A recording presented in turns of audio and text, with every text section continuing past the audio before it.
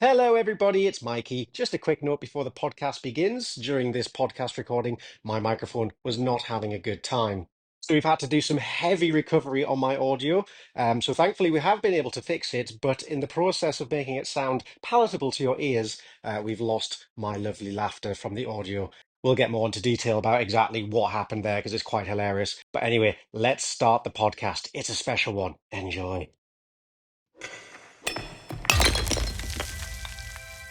Pickaxe. Big Dave Benson Phillips update. Yeah. Oh God, not another one. Dave has been paid. Yes. Excellent. That's not the update I expected you to give us, actually. But yes, Dave has been paid. Yeah. Thank you all so much for choosing the most expensive option. Cheers. Yes. Yeah, I'm sure he'll be very grateful. Big Dave Benson Phillips update. Okay. He has posted on Twitter a video of him in a supermarket. Again, a different video of him in a supermarket. We've seen one before where he picked up a carrot and said, "What do you think, Mrs. Benson Phillips or Mrs. Phillips?" And what do you think that looks like? And it was slightly phallic looking, or no, it looked like a sex toy. It was like a bunny, a rabbit. He has now posted a video of him just picking up an aubergine and wiggling his eyebrows as he looks down the lens. Yeah. There's a further update to this update. How? Which is that a couple of days later, he replied to that tweet and put, "Dear Twitter, X people, I've recently found out 2 facts about the vegetable that recently appeared in one of my films." By which he means the video I posted on Twitter. Yeah. Number 1, in the USA and other America-esque countries, aubergines are called eggplants. And number 2, in emoji language, they mean something phallic. Oops! Shut up, Dave. Exclamation mark. As though waving it to the camera and going wasn't suggestive to begin with. That I've lost some respect for him there. Yeah. Because does he take us for fools? I think he does. I think we should. Can you put in a claim with PayPal and say return Get the fund reverse. return that money? Yeah, not happy with the service I received. Yeah, he used our bloody money to buy that aubergine and then back down on the joke. Come on, Dave. Probably did. He did. He wasn't even brave enough to follow through on his weird threat. I felt threatened watching the video. Yeah, it was very threatening. It's a very long 20 seconds. It is Awful. So yeah, that's good. That's Dave Benson Phillips watch. That's the update that we have for you all there. Yeah. Other exciting news is that we gave out the wrong date for the Vidiots reunion stream. We did. Because We did. as soon as we announced it, it was no longer doable. So we've changed it. But not by And much. it's not going to be on the 13th anymore. No. It's going to be the day after. It's going to be on Yes, the it is, 14th. Of course, now we've announced that on Podiots, that's going to be no longer doable and it won't be on that day. But It's no, true. it is. It's on the 14th. So join us for all the fun and frolics of Christmas for a reunion stream. Well, the at frolics and Vidiots bollocks. Official. come Frolics to and bollocks, expect. indeed. Yeah. Yeah. Frolicking and bollocking. We'll be doing all the usual stuff. We've not actually quite nailed down the exact content plan or running order just yet, but it'll be everything you expect from the usual reunion streams. So, we'll watch some old videos and we'll probably bring some live things along and other things too. Yeah. Yeah. Maybe find some sort of cursed DVD game that we somehow haven't Yeah. played yet. Yeah, we could do that. I if moved that's house remotely possible. recently, and actually no. Well, the Little Britain box, the DVD box, came with me that once held the horrible cursed DVD game, and so that did get put in the bin the other day. I finally said goodbye to it. I no. didn't need to hold on to it, and yeah, in the process of moving out everything from my old room. But it's so funny, Mikey. It's so funny and so fresh and relatable. Hilarious. There's those fragments of the disc I found still lying about in the room. So yes, I'm glad to finally be rid of that horror. So we'll find a new horror to then plague me forever. Don't you worry. Yeah. Okay. Well, we will see you all on the 14th. Yeah. But for now, do you guys want to crack on with the podcast? Yeah, maybe we should dust Kevin off again after a month. How's he doing? I don't see him over here. Do you... Do you see him? No, but if we listen carefully, we might. Oh, hark!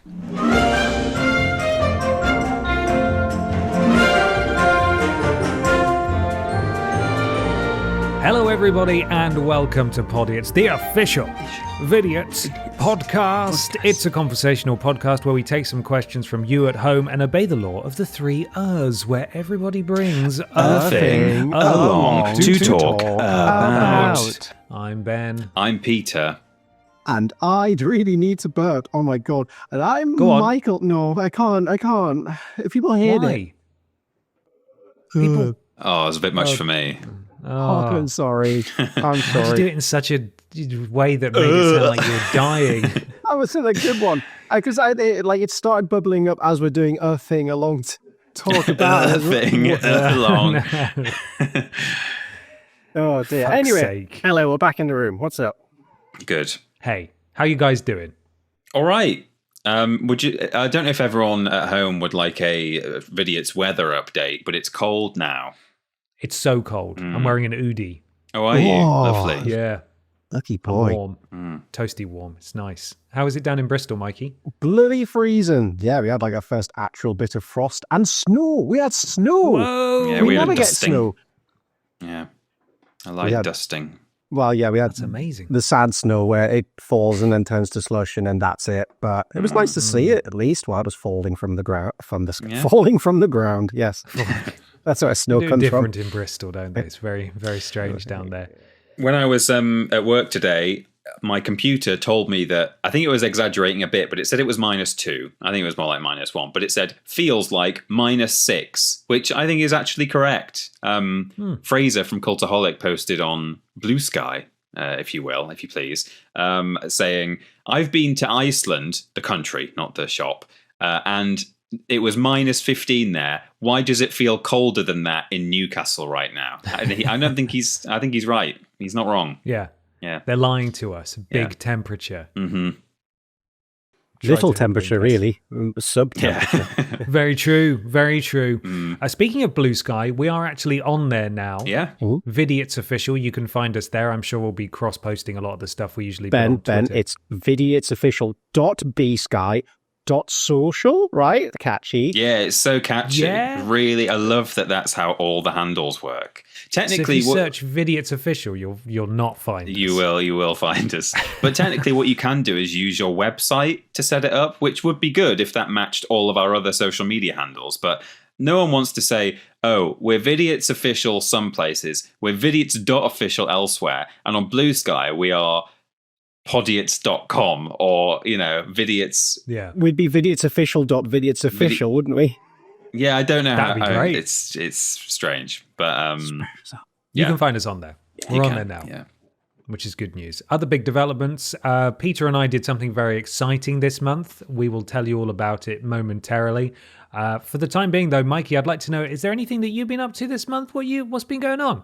I moved house. Yeah, that's woo. I mean, people behind me will see what's on my camera. Ooh, new room. There's a plant over there. There's pictures on the wall. There's boxes and stuff stacked behind me as well. But let's pretend we don't see that. This is the storage room, and yeah, it's lovely. And the house came with 2 whole cats. So now I'm a cat. Wow. Cats? Yeah. So we're a cat. Amazing. I'm Do a they cat. pay rent or? Absolutely bloody not. All they come in this place, walk out at the owner, use me for my warmth, sit on me. Actually, I use them for their warmth as well, so it's all right. There, they pay rent by Freeloaders. screaming at me every 2 hours for food. Great, love it. Yeah, they're cute. They're cute. I only complain because I've worked at home all day and all I've been subject to is cats running in and out of the room. But that's not going to happen now because I closed the door on them. Oh, they'll be scratching. Mm. And screaming. It's a glass window, glass door actually, so you might see them sat at the door if you keep your eyes peeled. Free cat cam. Amazing. So did the move go okay? Yeah. Was it smooth? Yeah, nice and smooth. It took 2 van loads to get everything in, and oh boy, do I have so much crap. And I thought I was going to get rid of and donate and sell a lot of stuff, but I've not. It's all just gone in the attic. That's fine. Once it's in the attic, I don't have to, it doesn't exist, right? You can't see it. It's Yeah, not it's- it's not that's not a it. problem It's until I Where move is it? again. Mhm. And I remember all the Let's crap see. I've kept. Yeah. Now I can. Amazing. Yeah. An exciting time. Peter Austin, have you been up to much? I don't think so. I think by the time this episode has gone out, I'll have been down to. Actually, I've been. This is going to sound real or shady. Actually, I'm going down to Bath, and I've not told Michael Johnson that I'm going down to Bath. And that is sadly. Are you going to surprise him? Yeah, I'm going to give him I'm going to knock on his door of his new house that I don't know the location of. I'm going down with two friends of my wife, and I just simply do not know if I will have any moments to get away and go and do stinky boy stuff. So, it's a shame. I'll be I'll be able to smell Michael Johnson from where I am, and I can't wait.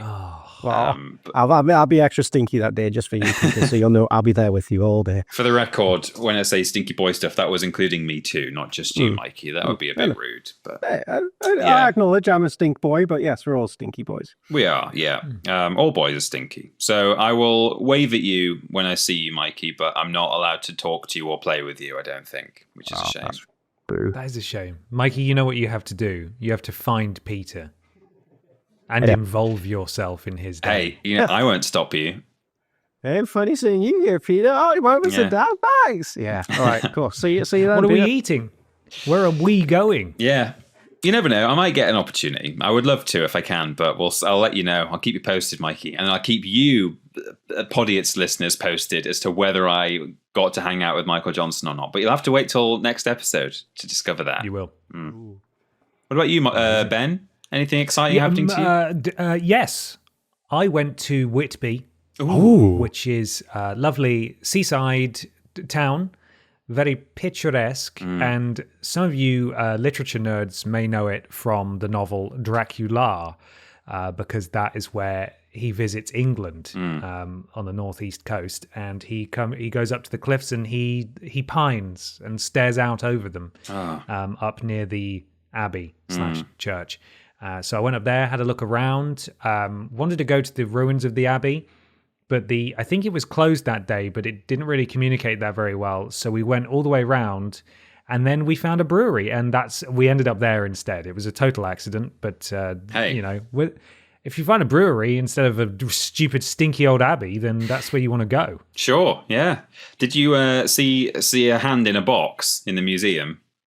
No. They have a hand in a box. I think we must have talked at some point on Podiots about the hand of glory, which is a thing that people used to make from. It has to be like the hand of a hanged man, and then you like cook it in the fat of the hanged man, and you do all this bollocks. And then if you carry it at night when you break into someone's house, everyone falls asleep. And it's a way to keep everyone asleep. And they've got one in Whitby's museum. I've not seen it, but I'm aware that it's like one of the only known surviving hands of glory. That's just a Skyrim item. I think there probably is one in Skyrim. There's one in Harry Potter, and there'll be one in, there's probably one in The Witcher and that kind of thing. So yeah, they've got one in a museum, and you can just go and see a stinky hand in a box. But next time, it makes maybe. me sad. Yeah, it makes me sad that I've missed that. I'll find you a picture of it. Yeah, please do. I hate it when recipes make you use weird esoteric ingredients that are hard to find. Like, where are we going to find a stinky old hand? Come on. Yeah. It's stupid. When were you there? What weekend were you there? What date? Would have been. Oh, did someone else miss Michael Johnson? Ben. Oh, no, you might. Monday, the 11th of November. Oh, if you were there just a week before, you would have been there for Whitby Goth Weekend. Oh, I know about the Goth Weekend. I've seen the photos of Goth Weekend. Oh, that thing's hideous. Yeah, there's the it is a stinky I'm hand. sad that I missed the hand, but I tell you what, though, I was pining for some like kind of tacky spookiness, because I did say numerous times after having one pint on an empty stomach that they should just put like a statue of Dracula somewhere, like a nice one. I get that it's near religious sites up on that cliff, but just some sort of monument to the importance of the novel, to the literature, that people could come and see and take photos with, and it would bring a lot of people to the town just to see that. They could have Googling. They could have a Dracula with his mouth open and his fangs, and you could stick your head in the statue, put your neck in the fangs, and take a photo. Sure. Yeah, you could, but they haven't done that. No. So what they have got, however, which I did pay to go into, because it was £6 a ticket, was the Dracula Experience, which is in Whitby. I'm going to send you a photo of, this is sort of the quality of the Dracula Experience. Is it Wonka-esque? It's not Wonka-esque. It is queue for a spooky ride at a theme park-esque. Okay. And it was worth every penny. The photos looked horrendous. It's full of it's almost pitch black in there. It's got lots of light shows and audio piped in from movies about Dracula. Brilliant. And it's full of waxworks and weird dummies, and some things are animated, so they judder forwards. I took the photo that I just sent you with my flash on, but every single item in that experience was really, really bad looking. Who have you sent it to? I think I've sent it in the group chat, unless did I send it on WhatsApp? Possibly on WhatsApp, yeah. Have you got it? Because otherwise I sent it to someone else. I don't know. Yeah, I sent it on WhatsApp. There you go. So, it was set across several floors. And with each new room that I went into, I turned around and just said, this is brilliant. This is so good. This is everything I wanted it to be. Because for the most part, it being so picturesque and lovely, it really doesn't lean into the potentially tacky side that you might expect a town so associated with Dracula and vampires with potentially being. And this is the only evidence of that. It ends in a room with very uncomfortable benches where they, on a loop, were playing a trailer for a Dracula movie from the 1990s. Right. And then when you exit, it's a staircase that just goes out onto the street. It doesn't even loop back round to the entrance. No tacky gift shop where you can buy vampire tacky gift shop. No tacky gift shop at all. And the door that opens onto the street, there's a sign on the outside that says, please don't come in here. This is a private place. You can hear a trailer for a 90s Dracula film playing inside. Honestly, if you go to Whitby, screw getting fish and chips, right? Spend your fish and chip money and go to the Dracula Experience, because it's awful and I can't recommend it enough. That's a top tip you're just giving people. Follow the sound of the 90s vampire trailer and then you get it going for free. Podiots presents the Whitby Vampire Experience. If you can get past all of the old people who are doddering around at 2 miles an hour, and you're also brave enough to walk through the car park, which when we arrived had 3 middle-aged men playing really loud drum and bass off a portable speaker, pissed out of their skulls, and you can make it to the Vampire Experience, you're going to have a great time. Wow. Well, we forgot to find a Neil for our thread, so I found one. Thank you. So far, the 2 images added to the thread, they're very spooky. We really should have talked about all of this last episode, if we could have done. We've got a severed hand and a vampire statue. I don't know. This is Spooky-It's 2. Getting a special one. Yes, spook harder. But before we go any further, before we get onto the things and all of the exciting stuff that we've brought along, we need to talk about Pod Squad. Yeah. Did you know that if you go to podiots.com, donate £3 or more, you join Pod Squad, get a shout out at the beginning and the end of the next episode of Podiots. You support the things that you enjoy. You help us keep doing what we're doing. Next episode, obviously, is the Christmas episode. So if you want to buy a shout out for a friend or a loved one who listens to this podcast, now's the perfect time to do it. And Mikey is going to kick us off with this month's Pod Squad. We begin with It's All About the Coom, Frogley, Crude Time of the Month joke, Stephen Skodes, Dr. Goblin, and Donak07. Thank you. We've also got Lord Brother Bertovich, Caroline, I'm Finally Fertile, Fred D's Nuts Web Balls, the very generous Anonymous, who simply says, I will be here until the end. Oh, thank you, Anonymous. Thanks. And also the very generous, almost equally generous, Old Greg Loves Podiots, who says, hello boys, hope you're all doing well amidst the calamity of this cursed world, or cursed world. Been around since the name Redundant days, and it warms my heart that the 3 of you are still doing this together. Lots of love from Australia. Well, thank you, Old Greg. I'm glad that you love Podiots. We love you too. Thank you very much. And finally, we have Lou Skunt. Happy birthday, Milanito. Happy birthday, Milanito. Happy birthday. Happy birthday. Auntie Perspirant. Sinking my period to Podiots. Mr. Macca. And the Far Wall. And that is your Pod Squad for this week. £3 or more, go to podiots.com. Thank you so much, Pod Squad. We appreciate you. What was your favourite out of those, guys? Antiperspirant took me by surprise. Yeah, that's a worldie. I only just clocked onto the period references. Yes, now we're monthly. Yes, we are, much like the female menstrual cycle. Indeed. So my favourite is that entire genre of name. Antiperspirant, of course, doesn't have the menstrual cycle because she's postmenopausal, I think. Old Auntie. Oh, okay. Antiperspirant. Yeah, she's Fair into enough. her 50s now. Yeah. Amazing. Well, there we are. That's Pod Squad. It's now time. I think we're going to kick things off with one of our things. I think Michael Johnson should go first with his thing. Ooh, okay. Right. I come with a tale of adventure. A tale of adventure. I'll leave it there because I don't want to scroll too much. I want to leave it open. This is quite a longie. I'm going to say it. There's a lot to cover here. So buckle in because I'm going to tell the tale of my 8-day Belgium cycling trip that took place at the end of August and first week of September. It was fun. It was fun. I'm going to keep saying that. I had a great... Are you sure? Sounds like you're trying to convince yourself it was fun. Yeah. Well, I mean, you'll find out why in a minute. But yeah, so this at the beginning of this year, I treated myself to a fancy new bike because I got quite big into cycling. And as a result of that, I started cycling a lot more. And always the saddest bit of cycling was having to come home at the end of it and stop there. I thought, why don't I just do nothing but cycle for a week?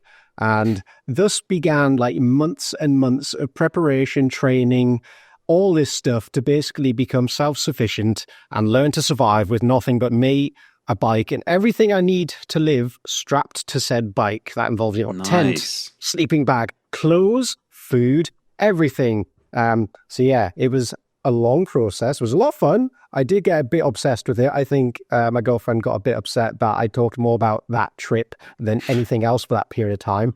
But hey, all the training paid off, right? All the training paid off. Right. Okay. I'm giving that's the brief kind of run up to this adventure. I think it was about 5 months between me getting this idea and then me executing on said idea. So there was a lot of build-up, a lot of anticipation, a lot of planning. I found, I want to do Belgium because it was easy to get to by the Eurostar with a bike, win-win. And also it's quite flat. It's all close to civilization. And you know what? Good beer everywhere, good food. It's just a nice little place to go. So, hey, let's do it. Booked my Eurostar, got over there. And the adventure began. Well, no, we start with day 0, actually. Now I'm actually going to my script. So, yeah. It's where French fries are from. Belgium. They're not from France, originally. What? Yeah. Oh, wow. Belgian waffles, though, from France. Are they? I wouldn't know. No, I don't know. I'm so glad we left the European Union. None of it makes sense. Right.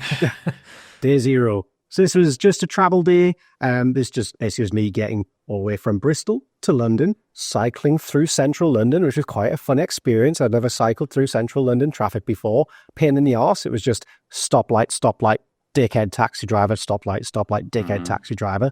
But I managed to get through that. And I got to the Eurostar, got on the train, and just like magic, I was whisked away to a faraway, wonderful land called Belgium. My start and end point for this whole trip was the lovely historic town of Brussels, home of the EU. God rest his soul. And yeah, first night it was quite lovely. Got there late afternoon. I checked into a hotel that night, dropped off my bike, went out for a walk around town. I had a nice beer. I actually managed to find a nice pub next to the Pissing Boy statue. So, yeah. I didn't even intend for it. I found a nice looking bar on the map. And I just went, that looks good. I'll go towards that one. So I sit down in the outside area, like, there's the Pissing Boy. So I got to sit and look at him while I drank my I bet they serve Strongbow there. Am I right? Next to the Pissing Boy statue. Piss. Nice. So, yeah, by all means, a lovely first day of the trip. Obviously, the cycling hadn't begun at this point, but I had a belly full of food and beer. And I headed back to the hotel to get a good night's sleep ahead of the real beginning. Day 1. I departed the hotel 8:14. I don't know why I've been so specific here. I departed the hotel at 8:14 a.m. I headed out of the city. So this route basically would take me from Brussels. It would wind me up through northern Belgium, and then I cross over the border into the Netherlands, where there'd be like 3 days of cycling through the woods in the wilderness, like all these lovely off-road trails, like totally out the way of civilization, just me, the wood, my tent, and wiping my bum with leaves. It was going to be great. Hell yeah, man. Hell yeah. And then after a couple of days going through the Netherlands, it would continue back into Belgium. And the end goal, I wanted to get to Bruges. As I just thought it'd be quite a nice place to end. I could have like a day or two there just to chillax before having to rush back to Brussels to get my Eurostar. The trip in total, I planned, it was 350 miles over 7 days. So it's like an average of 60 miles a day, which fine. Like taking it casually, that's totally doable in a day. That's quite a nice leisurely pace with like a nice fancy lunch in between it all, and getting to enjoy the evening. So yeah, it was. What did you get for fancy lunch, please? We'll get to that. Oh, okay. Oh, Dory. You're not allowed to ask about fancy lunch. Leaves. No, food's a sore subject. Oh no. Oh man. Oh dear. Chips and bread, yeah? That was your diet? I wish. Belgian chocolate. I wish beer even would have been nice. Anyway, sorry, there's a lot I want to say, but I can't say. Okay, sorry. We'll just be quiet. No, God, sorry, no, you can interject. Just don't ask anything specific, okay? Okay. Yeah, 8:14. I departed the hotel, started on my way, and cycling north outwards of the city. My first rest stop on the way was a little town of Leuven. Lovely place, absolutely delightful, proper historic, big churches and all that good stuff. But most importantly, it was home to the finest of all the Belgian beers. Stella Artois. Oh. I thought you meant you'd read in some fancy guidebook that it was like, the Michelin star beer or something, but no. Stella. Yeah, it was like a week before the trip, I was looking over the route and I realized literally the first town I passed through happened to be where the Stella Artois factory was. Right, okay. Yeah. And so when I got there about midday, I stopped and I treated myself to a lovely pint of Belgium's finest. Lovely. Sat there with a free little cup of nuts. That because they know how to do beer over there. Every time you get a beer, they just give you a cup of snacks to have with it, which is lovely. Sat there, glorious sun. The pigeons came and they all came actually like 2 or 3 pigeons sat with me on the table, nibbling away at my nuts with me. Delightful, lovely. They found some pigeons, yeah. And then, yeah. He's rereading his notes. sorry, I guess pigeons, yeah. Pigeons, yeah. Take that off, yeah. Big tick. Right, yeah, mention the pigeons. Moving on. So yeah, got back on the bike, and now basically it was like the second half of the day. I need to get to my campsite for the night. Plenty of time, easy peasy. Took a quite leisurely cycle to the campsite after paying a visit to the Stella Brewery. Of course, there's a lovely picture of me outside of there. I wish I included the pictures in this document, but I'll send through some highlights at the end of the podcast to maybe go in the edit for you all to look at. Okay. So yeah, it was, I think after 5 hours of riding in total that day, 60 miles, I made it to camp for the night. Just wonderful, beautiful nature reserve. I had no idea. I just booked it because it was like €10 a night to pitch a tent. Like, cool, that'll do. Got there. It was just lovely, like couple of miles in there. They had a restaurant, a bar, little activity center, like shower station, everything. It was amazing. So I set up camp. I went to the restaurant, got myself a lovely beer, got myself a lovely plate of food. It was like chips and a truffle sauce. It was, yeah, they like their truffles. They like their truffles there, yeah. Yummy. Chocolate truffles with chips. Belgians do it right. So yeah, by all means, like the picture perfect first day. It was maybe a little bit boring because the route I took was like mostly just quiet canal paths and whatnot. But that's fine because the exciting stuff was yet to come in the following days. So about 10 p.m., went in the tent, zipped up my little sleeping bag, got nice and cozy, and I put myself to sleep for the night. Closed my eyes. There's a weird rumbling going on in my stomach. It's a bear. Ooh. No, I wish it was a bear. But, just a mild rumble. I'm sure it'll be fine. So, closed my eyes and went to sleep. Day 2. The clock struck midnight. Oh, no. The rumble in my stomach did not go away. The rain began to pour outside the tent. Oh.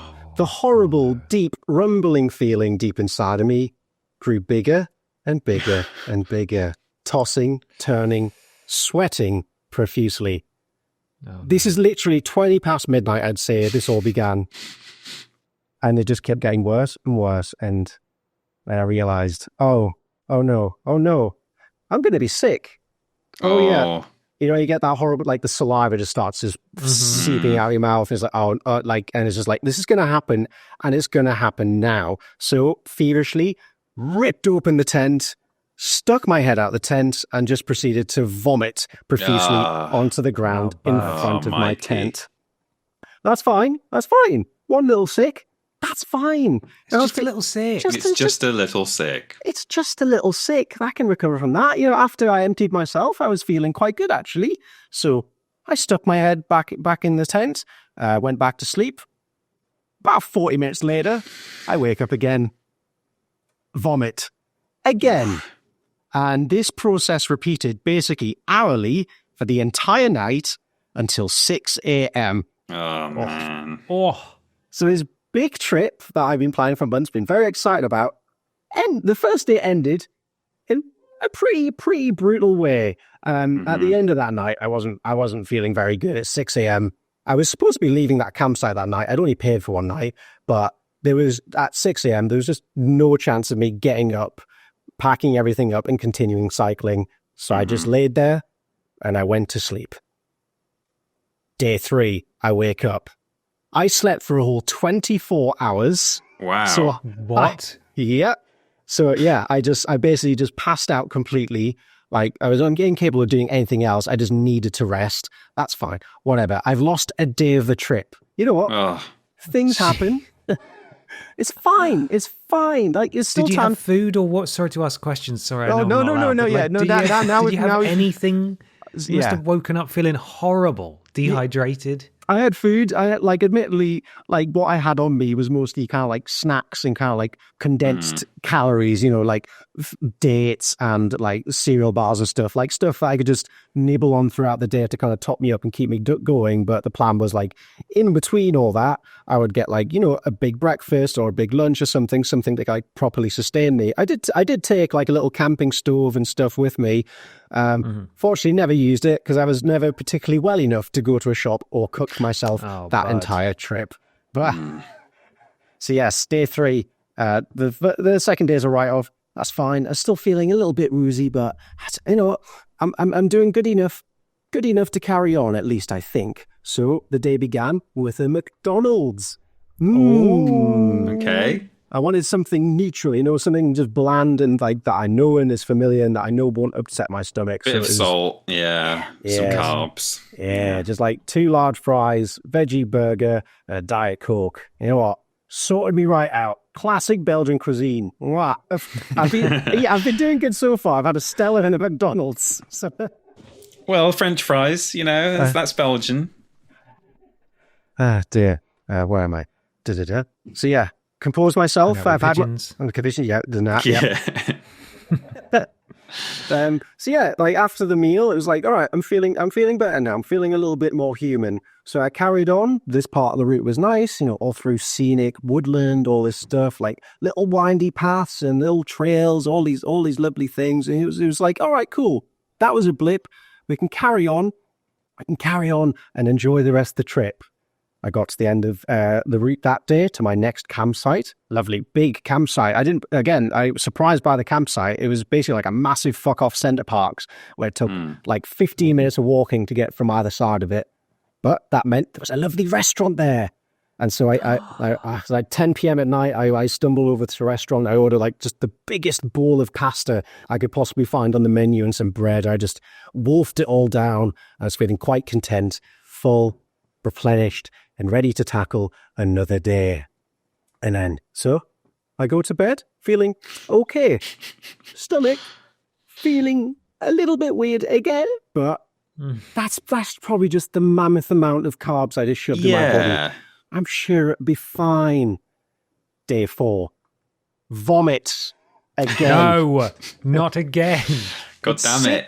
6:30 a.m. I woke up. Again, the same feeling. Like, this can't be happening again. Absolutely not. No way. No way. Yes way. Again, I didn't have much time, so in a panic, just unzip the tent, head out the tent, vomit onto the ground in front of my tent. Great. Love it. God. So at this point, I'm a little bit worried. Not worried, but like, okay, this sucks. I'm like, at this point, I am in the depths of Belgium. I'm far away from the trains. I'm far away from a lot of stuff. Like, my options are to basically keep going. So I stick my head back in the tent. I sleep for a couple more hours. I've got some time before I need to check out the tents, the campsite. So, take it easy, relax, ease into the rest of the day. I wake back up about an hour or two later. More vomit. Oh, God. The vomiting does stop eventually. Don't worry. So you said, just to not break the fourth wall, but behind the scenes, you said, on the next episode, I'm going to tell you all about my trip to Belgium. And I was thinking, this sounds like a wacky Podiots. I met this annoying guy, and there was a grandma who I had an altercation with, and I went into the sex museum. No. So far, it's been 4 days of vomit, pretty much. That was what I was hoping for. I was hoping on this trip I'd come back with some tales, some experiences, characters. God. So far, I'm 4 days in, and all I'm really familiar with is the contents of my own stomach. That's about it. So yes, I wake up again. This time, though, I do manage to make it to a bathroom. Well done, me. The first of like 8-6. That's a little victory there. Which I will admit wasn't that much nicer, because it was one of those horrible kind of like stainless steel metal toilets. Oh yeah, it's just quite grim looking down the barrel comforting. Of that. Yeah, very comforting. So yeah, I did a bit. That was I wrote here. I did the big sick. Because that was that. I think that was the record-breaking one of the whole trip, where it just kind of went a bit everywhere. So feeling very sorry for myself, I had to mop up chunks from the bathroom floor and the toilet rim. So yeah, after that, I get back to the tent. All right, cool. I feel like shit, but I'm just going to sleep I'm going to have a nap for an hour, and I'm going to crack on, because I had to check out of there at like 12. And I was like, right, as long as I'm out here at 12, I'll be fine. I won't be charged for another day. I can, soldier on, find somewhere else to sit or whatever for a little bit and relax. So yeah, I wake up 11:30 feeling pretty diabolical. I very slowly just, I think, as you can imagine, when you're feeling a little bit sick, everything's a little hard, and just everything happens a little bit more slowly. So I'm rolling at my tent. And it's not easy. I have to really compact, tie everything, wrap everything up compactly and squeeze it into these tiny bags on my bike. Step over the sick puddle outside. You don't want to stand in that. Just, with a stick there, shoving dirt over the sick to try and hide it. Oh, God. I'm going to be sick. Oh, dear. But, yeah. So, yeah, this was 11:30. I pack away. My original route... Actually, no, sorry. I missed one important detail here. The night before I went to sleep and I vomited again, I did book a hotel in the Netherlands as a little treat, as all right, I've done 2 days of camping. I'll treat myself to a hotel. I'm going to have an indoor sick. Yeah, yes. Yes. So, I pre-planned that. That hotel was 60 miles away from the campsite. Wow. Yes. That's at least 4-6 in your current rate. Yeah. But yeah, that was fine until that morning where I did more 6. And then at that point, the prospect of doing 60 miles was not only impossible, but just not a nice thought. And this was also the hottest day of the trip. It was 32 degrees that day. Oh, Christ. Blimey. So that was just not going to happen. So unfortunately, this meticulously planned route that would take me through the countryside and everything was just slashed. And instead, I just looked at my phone and I said, route me to the hotel as quickly and as directly as possible. And that was still a 26-mile journey to cover. Just a cool marathon. Yeah, easy peasy. Yeah. But easy. But I've got wheels, so it's a piece of piss. So yeah, in the blistering heat, stomach totally empty. I just crack on with it. I start on the way. It's fine. This is the direct route. So it wasn't pretty. It wasn't fun. It was basically a 26-mile straight line. Like, and I'm talking just straight. Like, there was no deviance to it. It was just like you start here and you end here. You don't see anything else except for a motorway the entire time. I was just cycling along this motorway, which was, great. Because, when you're cycling in a straight line, I just kind of lost all sense of space and time. Like, I didn't know how far I'd gone. I didn't know how long I had left. Like, I was trying to avoid You've looking got at a my... fever. It was just... I was just trying to get to a hotel to lie in a bed and fucking recuperate. Eventually, I crossed the border into the Netherlands. Yay! Woo! I've hopped countries on a bike. Isn't that fun? It was supposed to be quite a nice little sweet moment of like, oh, this is cool. Like, I've hopped a border on a bike. Isn't that nice? But instead, it was just like, oh, cool. Keep going. Of course, as I crossed over the border into the Netherlands, I'm entering cow country. And it was just 10 miles of cow and farms and the smell of manure filling my nose. It was just unavoidable. But fine, carry on, keep pushing. Eventually, I hit like a little Dutch town. So like, all right, cool. I feel like I could eat now. I want some get a nice cold isotonic beverage to get me hydrated and all ready for the day. So I opted in. I got some crackers, and some fruit. Which, fine. I was like, this seems doable. I can do this. I found a nice little place to sit down on the ground. I just sat there slowly nibbling at crackers. And in the distance, I hear just these horns blaring.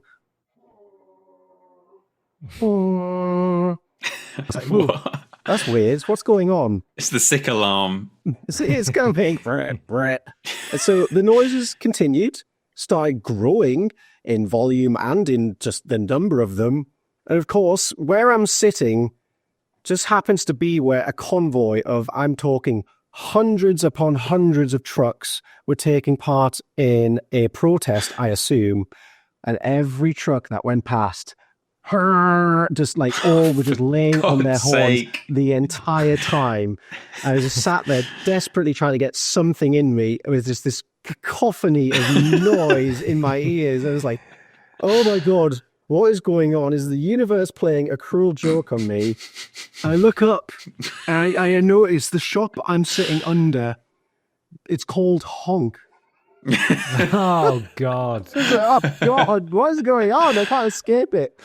So yeah, I just felt like there's just the universe playing a cruel joke on me. I'm just going to carry on. I've had a drink. I've had a little bit of cracker and fruit. I can carry on. As I'm stuffing my crackers into my bag, one of my little bags of goodies, my bags of snacks, pops. The contents go all over the floor. And after the pop, a Dutch man turned to me and in Dutch said, "Oh, don't shoot." So it's just, which I was quite funny. I gave him like the most humoring I'm laugh. dying inside. Yes, it's like, yes, that's nice. I really wish I could talk to you properly, but I want to get dead. So yeah, I carry on, and at 4:20 p.m., nice, I finally make it to the front doors of the hotel. Thank God. I check in. I wheel my bike up to the room. I just flop on the bed. All my clothes get ripped off, and I'm just like, fuck, I'm lying there, spread eagle, just like cooling down again. Fucking hot, 32 degrees. I just fucking, let's cool off. Fine. 15 minutes later, I get a knock at the door. I go, well, that's weird. They kind of knocked me for two, so I very hurriedly put whatever clothes I could find on. I open the door, and this is the highlight of the trip by far. Oh no! Yeah. So when I got to the hotel, like the clerk was like, "Oh, how are you doing?" I was like, "Oh, yeah, I'm not feeling very well. I've been doing a lot of cycling, and so yeah, I'm looking forward to a lie down."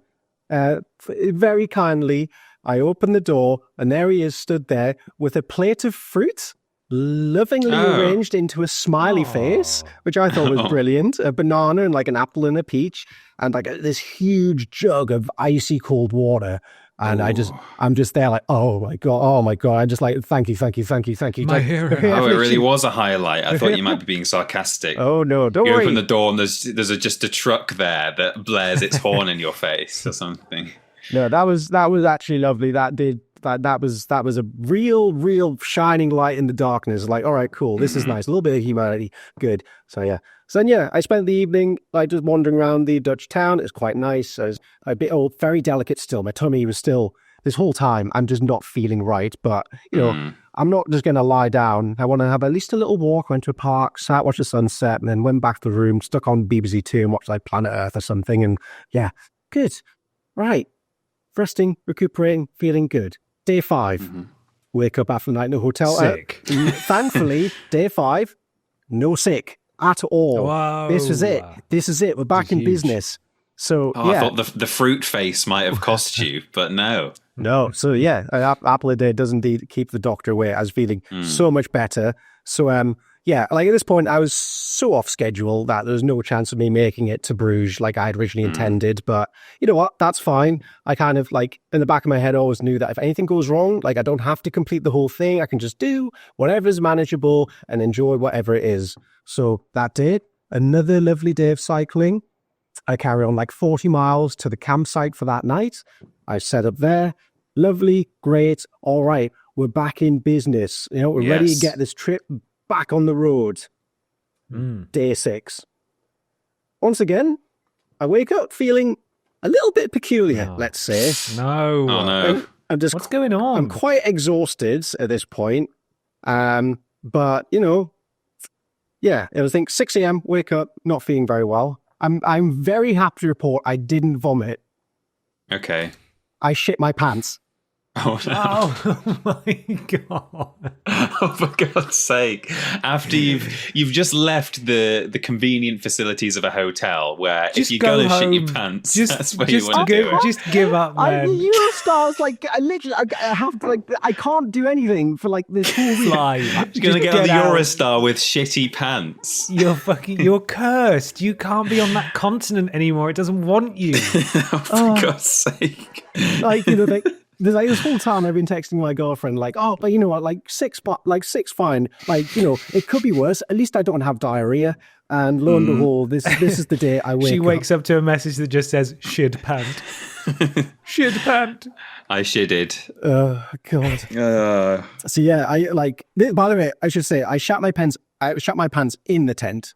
Because I didn't know. You didn't pull down your trousers out the flap. And just... He didn't pull down his trousers at all. That was the problem.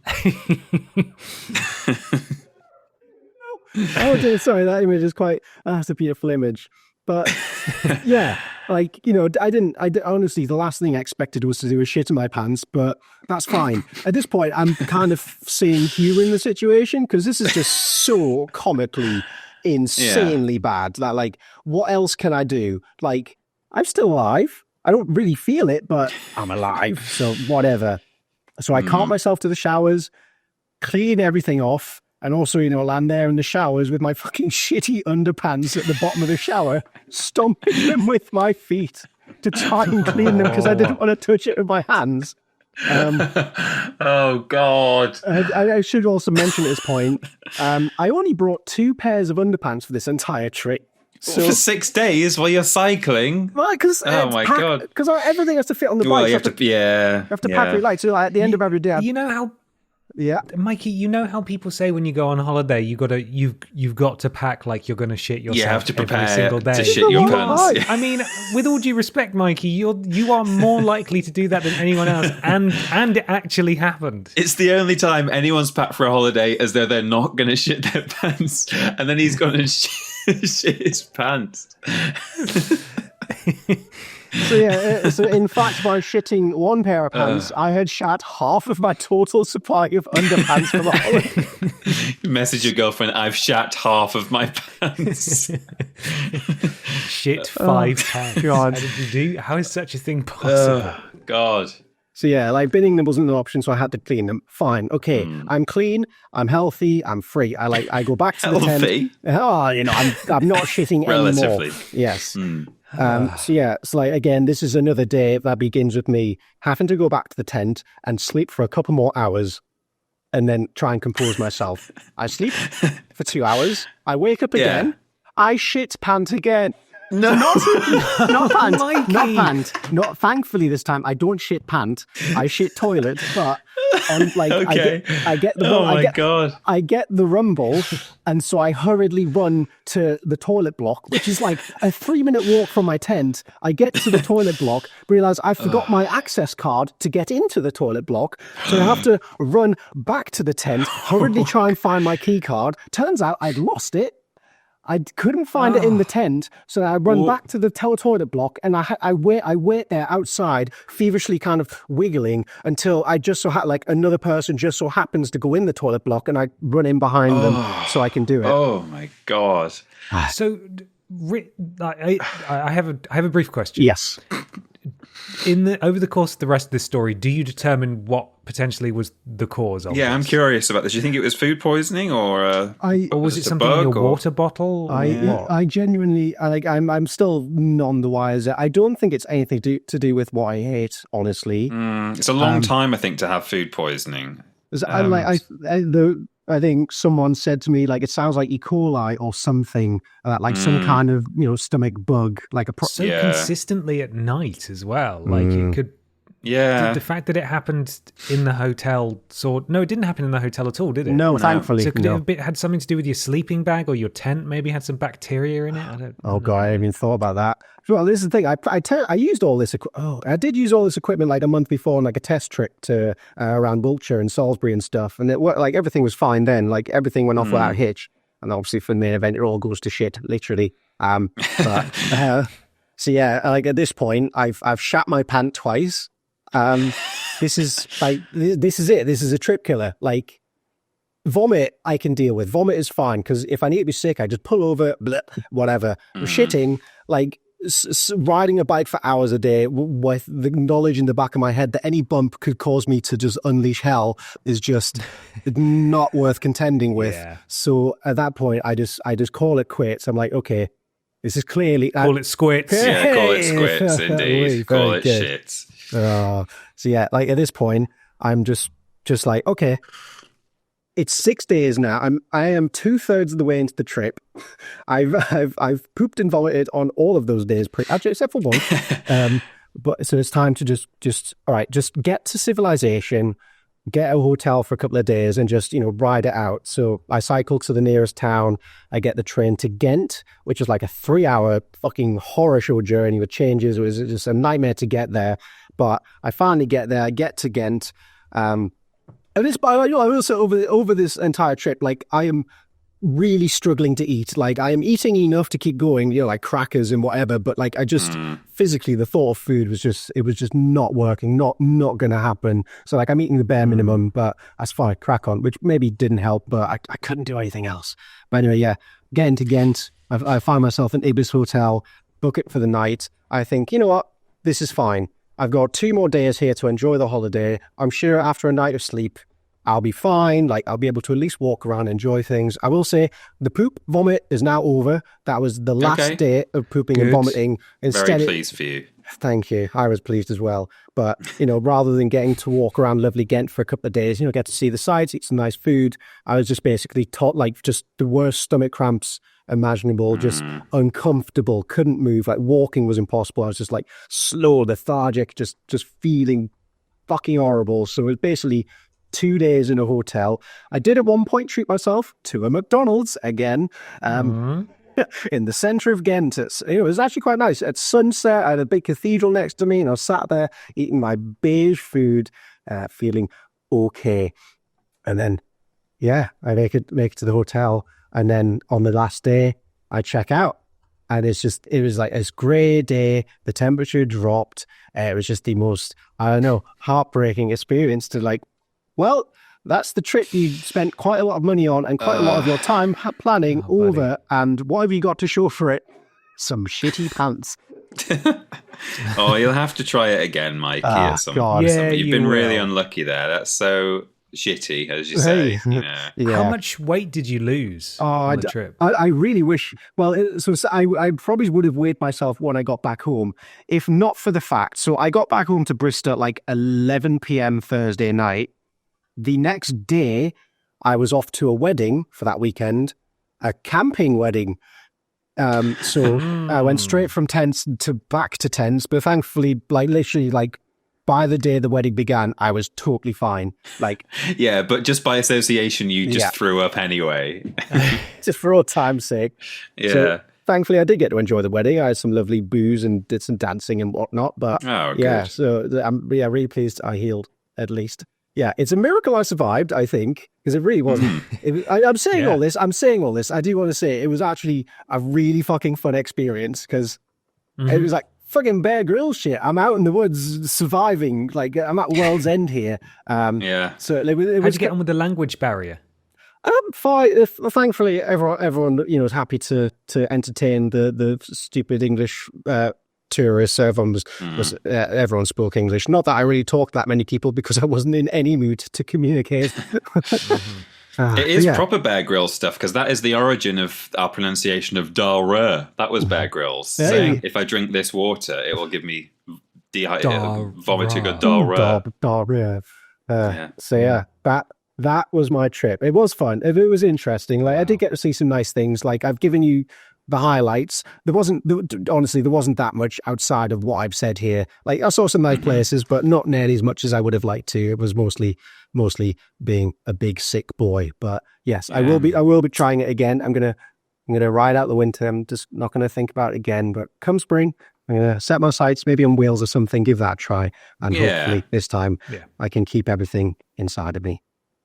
And bad luck, Mikey. That was unfortunate. But a great story. Yes. Thank you for a sharing really it good with us. story. That was what was running through my head because it was I think it was after the second day of vomiting, I started making notes on my phone. I was like, think of the content. Yes, I was like, well, okay, well, this is interesting. Let's see where this goes. I'm going to start writing stuff down now so I don't forget details. And thank God I did that because, yes, I got to write the word poop and vomit a lot of times into my phone. Yeah.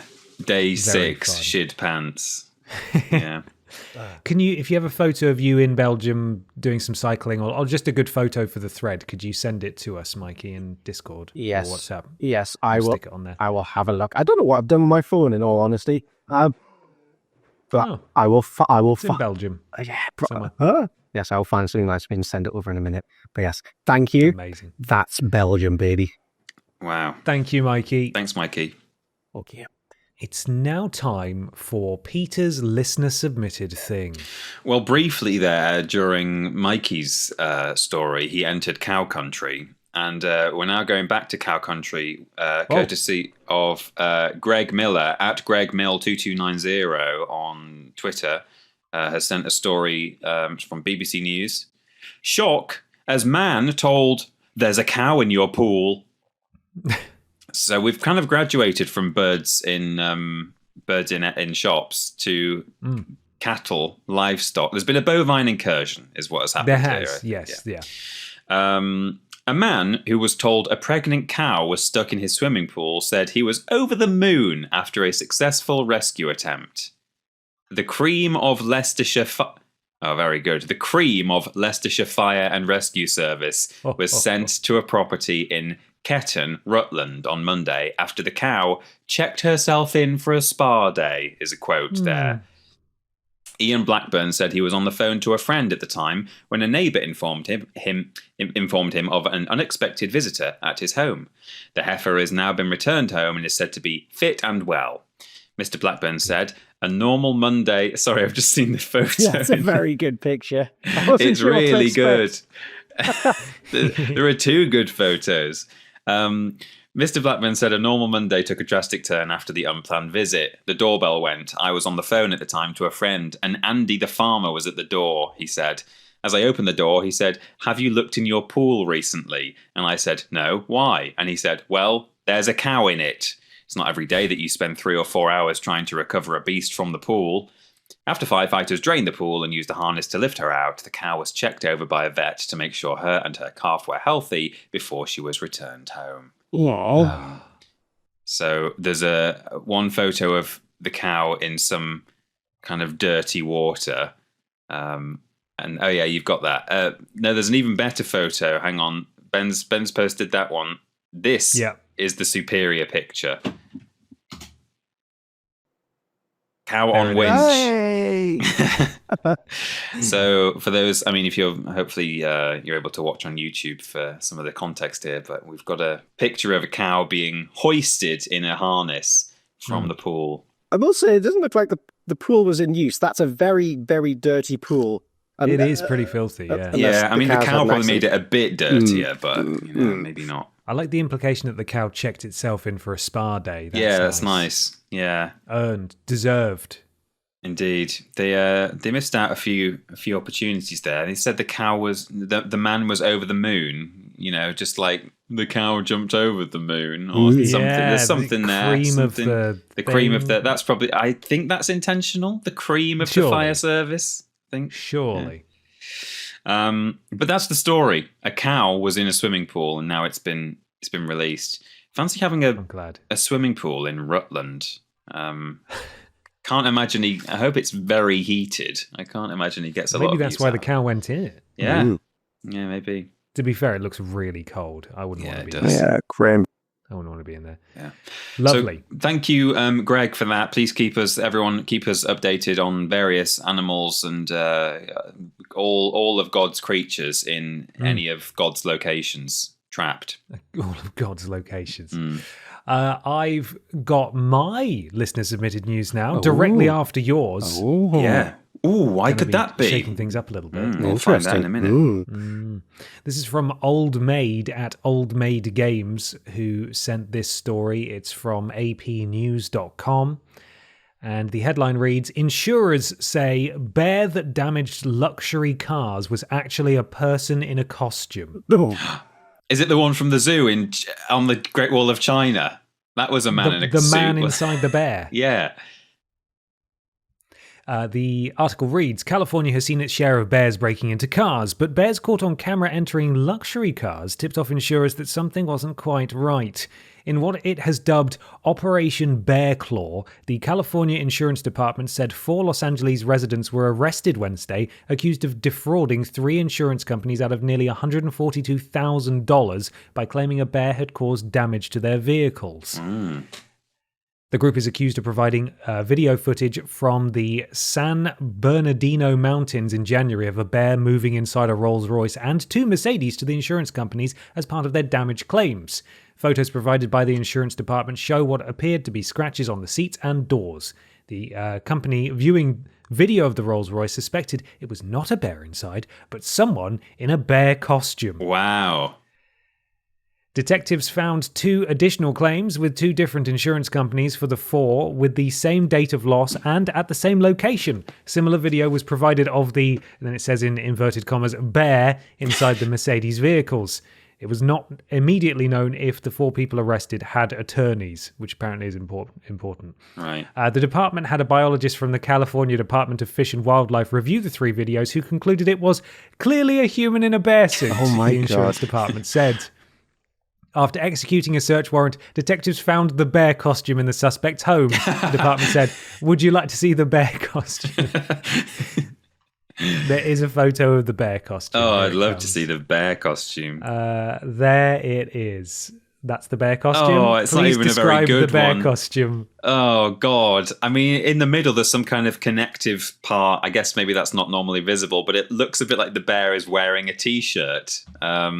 But it's just a kind of... I mean, the paws are rubbish. They're properly like... Halloween costume, shop with wonky claws sticking out at different directions. It's got a face, but you can't really make it out. It's rubbish.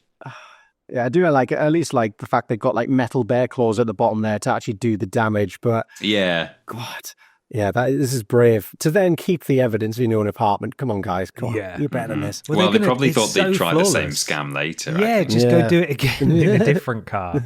Yeah, I do like that it took a biologist to say that is clearly a human in a bear costume. Outstanding. So that is my listener submitted thing. Finally, your theory that all bears are just men in costumes is proven right. Yeah, I think most animals are just humans inside. Yeah. Suits. Coco certainly was. We all know that. Well, yeah, that's the major offender, I think. Yeah. It's now time for Peter and I to do a combined thing. Oh, done. What we were alluding to at the top of the show is that somehow Peter Austin and myself and Ashton Matthews as Triple Jump were live on CBBC Saturday morning, Saturday Mashup, which is a sort of Dick and Dom successor. So there's like a live audience in there. There's cartoons, there's games, they have guests in. And we were the lucky guests, Peter.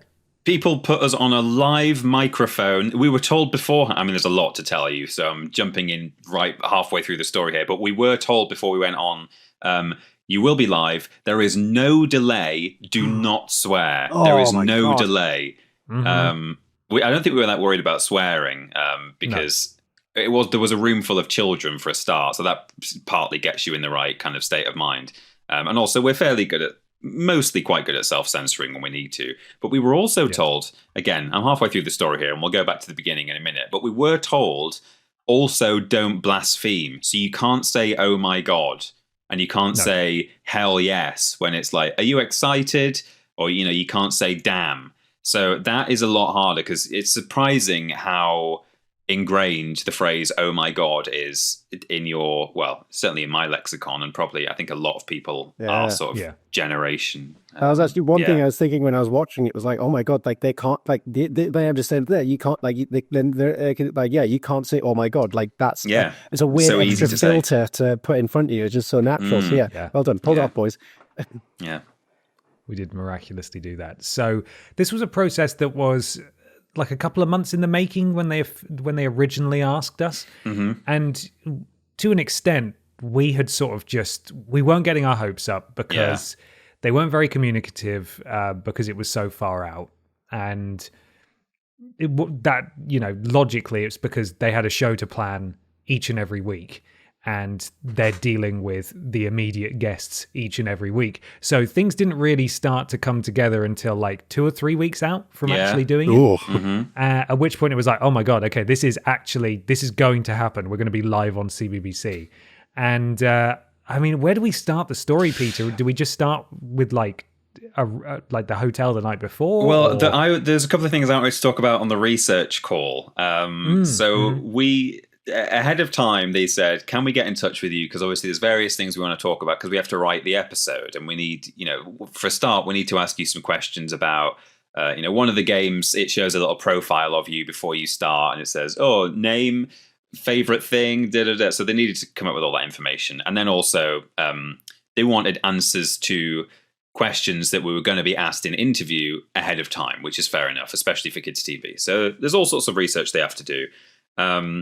And unfortunately, when we were on that call, they broke some very sad news to us. A couple of bits of sad news, actually. So we knew ahead of time, based on the format of the show, that there would be a gunging, which, of course, in modern trends is actually a sliming now. It's no longer gunge. Yeah. And we'd been told initially that, we would likely be in line for a gunging based on an audience vote. We were told on that call that we weren't going to be gunged, which was very sad news, because it is a rite of passage. And secondly, we were aware that one of the hosts of the show is a puppet who is puppeteered by Dave Chapman, who has done messages for us a message for us on Podiots before, because he is, of course, the neighbour's cat from Dick and Dom, as well as various other puppets from film and TV. He's done Star Wars, and he's done other CBBC puppets. Dave was not going to be there on that one weekend that we were guests. And I think we were very excited to meet him and kind of bounce off him in a live studio environment. And so that was a shame. I guess he was just on annual leave or whatever it is that he was doing. So he was in the episode, but it was all spoilers. It was all pre-recorded stuff. So he wasn't really there in the room. That was very sad. And the one other thing before we move on is there's a race, like an in studio racing game that they do called the Mash Car Rally. It's just like in Funhouse when we were kids. They had the Funhouse Grand Prix where you race little go-karts around the studio, but they get their quote unquote celebrity guests to race in their cars rather than the kids. And as part of that, they want a few answers to questions for your profile. So they want to know your name. They want to know your power up, which is a thing that gets you going. What grinds your gears, which is anything that winds you up. And she's going through these questions. She's going, okay, so what's your power up? What grinds your gears? And then she says, okay, and what's your favorite race? And sorry, and my immediate thought was, don't know, Brazilian maybe, or Chinese. I wanted to. I immediately thought like it was like a flash forward to.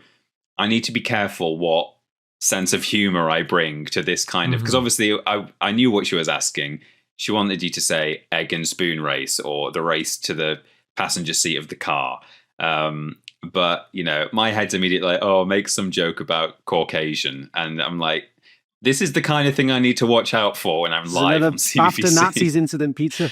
Yeah, exactly. So anyway, we told her, race to your favorite controller or something. And then they gave me Ben's stats on the day. They said my power up was chocolate. Did they? I clocked that. I looked at that. I was like, wait, Peter, you don't like chocolate. Why do you say that? Yeah. That's so weird. Because they only included me in the race at the very end. So I think they hurriedly grabbed the stats. It was going to be Ashton and then one of the other guests, not either me or Ben. And then they decided, oh no, we'll do Peter instead. And so they grabbed some stats, which were Ben's. So, yeah. Yeah. We got a pretty disconcerting email like the week before that just said, hey, we did. If any of you have a moment, could you like give me a ring? Here's my number. Ooh. We're like, oh God. Okay. So I gave them a ring. And they said, right, okay, so, for research purposes, we just have to like do a quick comb of people's socials and things. And we've identified a few videos that we'd quite like you to remove if that's okay, just temporarily. And then you can put them back up like a couple of weeks later, things that we don't deem appropriate for our audience. Now, bearing in mind that literally nothing we make is appropriate for children. No. It doesn't have swearing in it, but it's not for kids, which again is, it's a miracle that this thing came about in the first place. We're very grateful for it, and we would do it again in a heartbeat, obviously. Yeah. But, I was thinking, oh God, what do they want us to take down? They identified 3 things. One of them was a clip from an episode of Main Menu, the Triple Jump Gaming cooking show, where Peter has a knife embedded in a gourd or a squash, pointing upwards, blade up, and then he's going at it from the other side with another blade pushing down. And they're like, that's not safe. You can't show that. No, fair enough. One is where a video where Ashton just says the word come. Yeah. Which really was a TikTok. loudly. She goes, come. And the other one, weirdly, was also Ashton, where she was referring to orgasms. Yeah. But the thing that got us was that both of those, all 3 of those were in like really weird places. So one of them was from an old channel trailer that was on our Twitch page. One was from an old TikTok on our TikTok page, and one was from Ashton's own personal TikTok. And you could look at any video on our channel. They could have clicked the most recent video on YouTube, and there would have been something in there that was just not child appropriate. Just a wink nudge joke or a kind of a political. I don't know. There's all sorts that it's not terrible stuff, but probably not the kind of thing they want their audience finding when they seek out Triple Jump after having seen us on their show. So Yeah. So we were pretty lucky. We got off pretty lightly there. And then it was after that call, we're like, oh God, we just need to like limp to the finish line now and hope they don't dig any further. We were saying the closer we get, even if it's like 3 days out, at that point, it doesn't matter what they find because they're not going to source extra guests in time. So we, as long as we get 3 or 4 days away from the show, we're probably okay. You had to you tagged CBBC in your post on Twitter and then had to hide replies because everyone was replying saying, "Oh, don't mention the Nazis." Oh like, my no, God. CBBC Like, will I've tagged them. I've tagged them. Stop saying don't mention the Nazis. Yeah. So that was something. And then literally the day before we went down, they emailed and said, "Oh yeah, we've changed things up. So Peter, you're going to go in the car now." And I was like, "Oh fuck, I want to go in the bloody car." Yeah. Against Ashton. And Ben, why don't you do live commentary over it? Because that's something that Dave Chapman normally does, and he's not in. And obviously excited to do it, but at the same time, and I said to you guys in the moment, like my heart fell out of my asshole. I was like, oh my God, this is immediately way more pressure than I was already feeling. Live commentary, energized, no hesitation, no stumbling. Yeah, it's tricky. Just had to perform. You did a great job though. Yeah, thank you. Smashed it. Thank you. You did a great job in the car as well. Ashton did a terrible job. It's absolutely Ashton managed to break the car, break the car and go the wrong way. Did you get to sit? Did you get to sit in the car at any points, like in the studio? Yeah. Okay, good. Fortunately, we had I suppose we should just get on to talking about the day itself. They put us up in a hotel nearby. It was lovely. There was breakfast, but I wanted to eat loads of it, but I thought I probably shouldn't because then I'll do a diarrhea on television. Interpol were in the foyer recruiting, they were in the foyer, or getting tips or something. I don't know what they were doing there. At 9 p.m. we got there, and a lady from Interpol was just sitting in the bar. It was very strange. Yeah. But before we went on, the guy who was sort of our chaperone, Ben, he was fantastic. He was great. Made sure we knew what was going on. He like looked after our phones, brought us water, and just like accompanied us everywhere, just so we always knew what was going on. And he let us have a go in the cars beforehand. So I had a little go, which was nice. Mm-hmm. But I think we should also mention the night before, Peter, in the hotel, the like, you mentioned Interpol, potentially the people who Interpol might have been looking for. Yeah. So we got there, we got there miraculously in one piece because our taxi driver almost crashed the car on the way there. But we made it. And then we were kind of sitting around in the bar a little bit. You got a welcome drink on check-in. So we're like, well, I'm not going to go to bed without my drink. And eventually it got to the point where Ben and I were, well, all three of us were like, let's go to bed now because we've got to be up in the morning at the crack of dawn and we're not going to sleep anyway. So Ashton was, she was hanging around just to finish up what she was eating or drinking or something and she said, oh, you guys go off. So it was just me and Ben. And we stepped into the lift that was there waiting at the ground floor with the doors open. And immediately, before anything even happened, I thought at least one of these guys looked quite sinister. He looked like a hitman or like a Russian gangster. He looked scary. And we stepped in and the door to the lift was just starting to close and then it opened up again. And it's because someone had pressed the button on the outside. And then when they saw that there were four of us in there, they were like, oh, no, it's fine. That's fine. And as the door closed again, they then pressed the button to call the other lift and the door opened again. And because the door kept opening and closing, which was because they were pressing the button, the man thought that I was standing in the way of the door. But without saying or doing anything, all he did was reach out his arm, grab me by the shoulder and slide me out of the way of the door. And I'm like, okay, all right, fine. Yeah, it was a bit weird. Then the door shut. And then did he say something at that point, Ben, or because he did after you'd gone? But he stayed pretty quiet, but he was exerting some like pretty dangerous energy, some strange energy, yeah. And he was with a much bigger guy, yeah. And it was the bigger guy. After like we started going up, the bigger guy sort of broke the silence and in a thick Eastern European accent went, "We are going up now."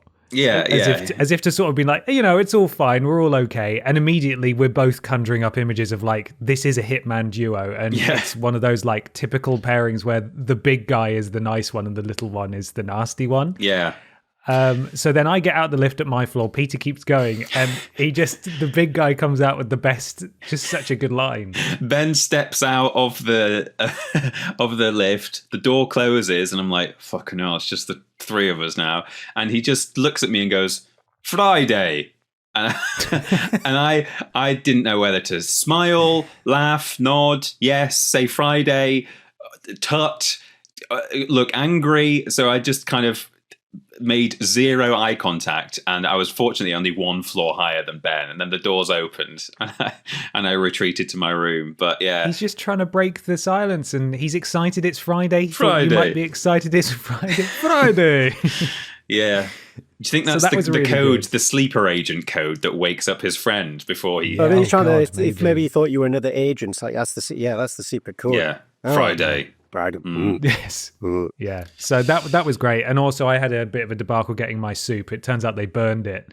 Oh yeah. And the Irish guy who brought me over who was like coming over and apologizing, he just went, they burned it. And then he wanders off. And that was, for some reason, that was really funny to us, that he just came over like, they burned it.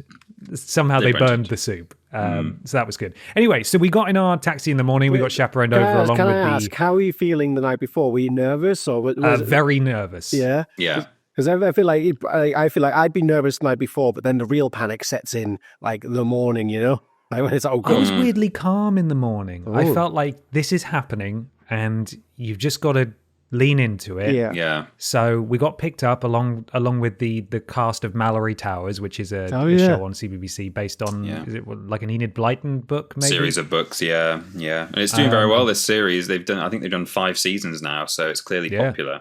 Yeah. So the three of them hopped in the taxi with us and we got chaperoned over, met at the door, given our badges. We did some digital content, so we'd like stood in front of a big CBBC background and recorded some like short form content for them about our most irritating gaming things that happen. Rage quits, yeah. And then we were taken up, our makeup was done.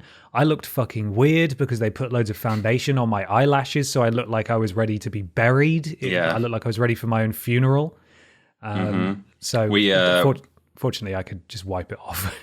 We were then obviously thinking, okay, it's definitely toilet time before we go live on the TV. I mean, you'd want to do that anyway, but also, you know, you want to just make sure that you're not going to shit yourself. Not that either of us took a shit, but, you know, it's on your mind. Trip to the toilet. So Ben, who was looking after us, was saying, "Oh yeah, head to the toilets," and he pointed us in the vague direction of them, and we went round the corner. And on both of the toilet doors, it said on just a piece of A4 paper that had been stuck on, "Children's toilet," on both of them.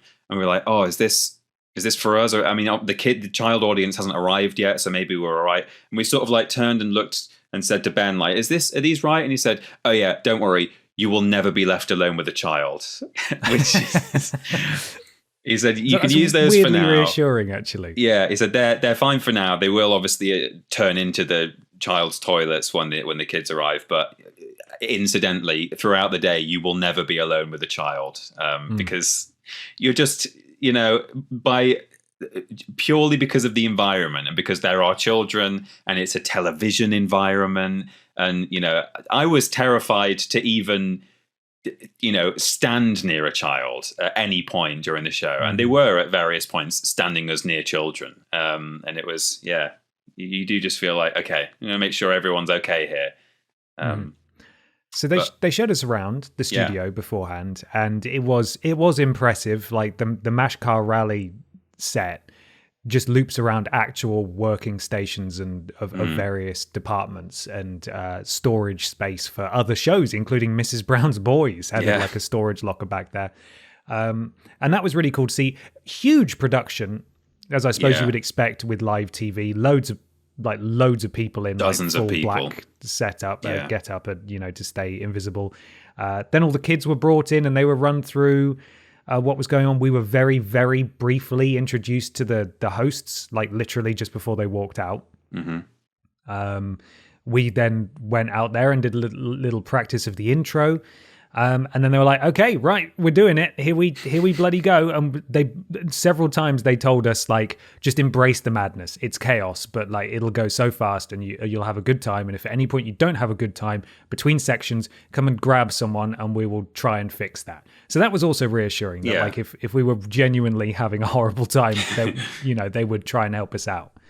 But yeah, then they rolled the intro and we were just fucking live on television.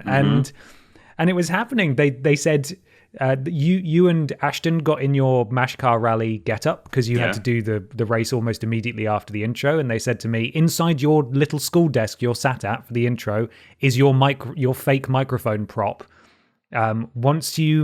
Once we've done the intro, literally it's going straight onto that. There's no break. So as soon as it finishes, Peter and Ashton, you need to come with us and get ready to go in the cars or come over to the preamble section.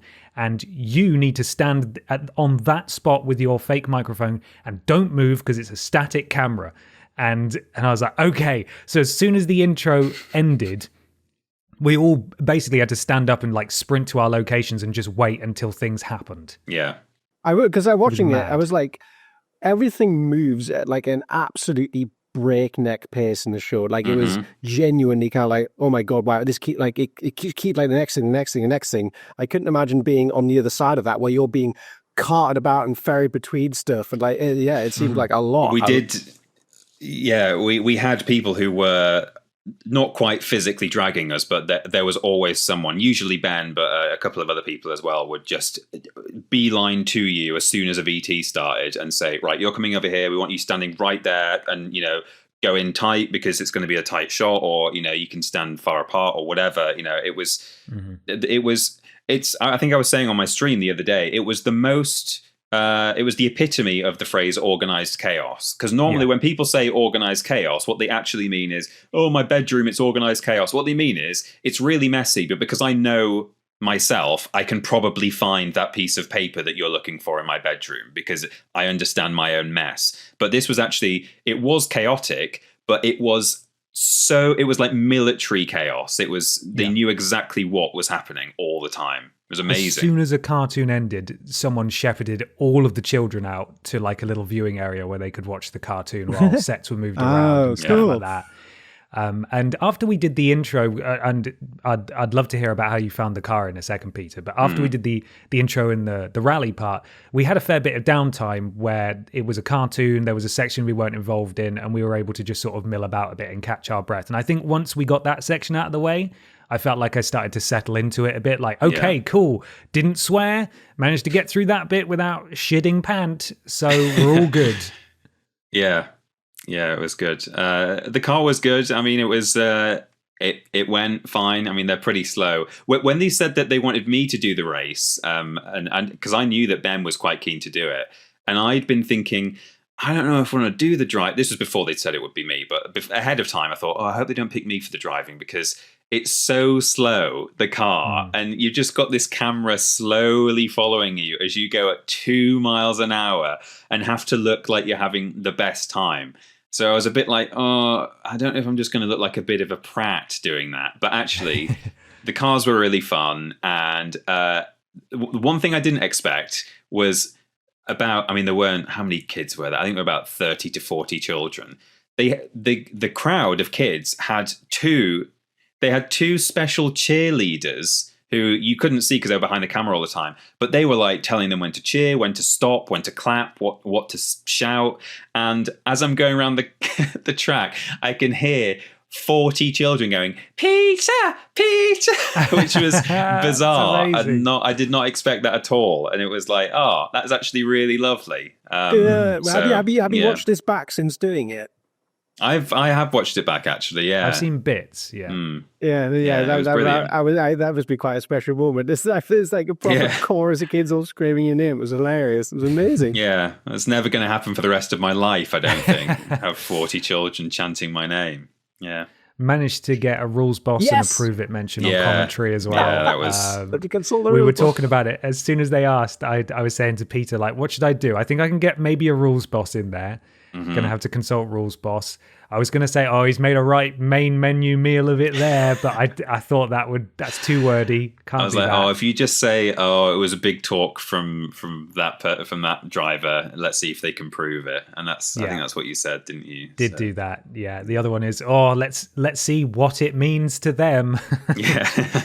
It's a show we don't even do on Triple Jump anymore, but yeah, so that all went well. Then we moved on to the caravan section and talking about the sort of cheerleader for the kids. One of the camera ops who came through for the caravan bit, where there were no kids in that area. We were just sort of there with the other guests, and it was like a competition caravan thing where we had to show off the prizes and things like that.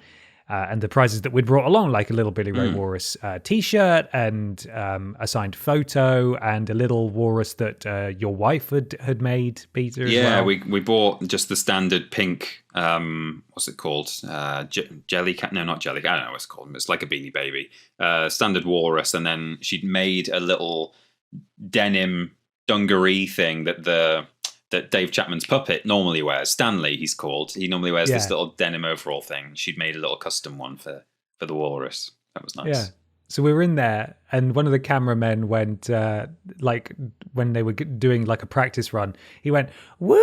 Oh, hang on, there are no kids in here.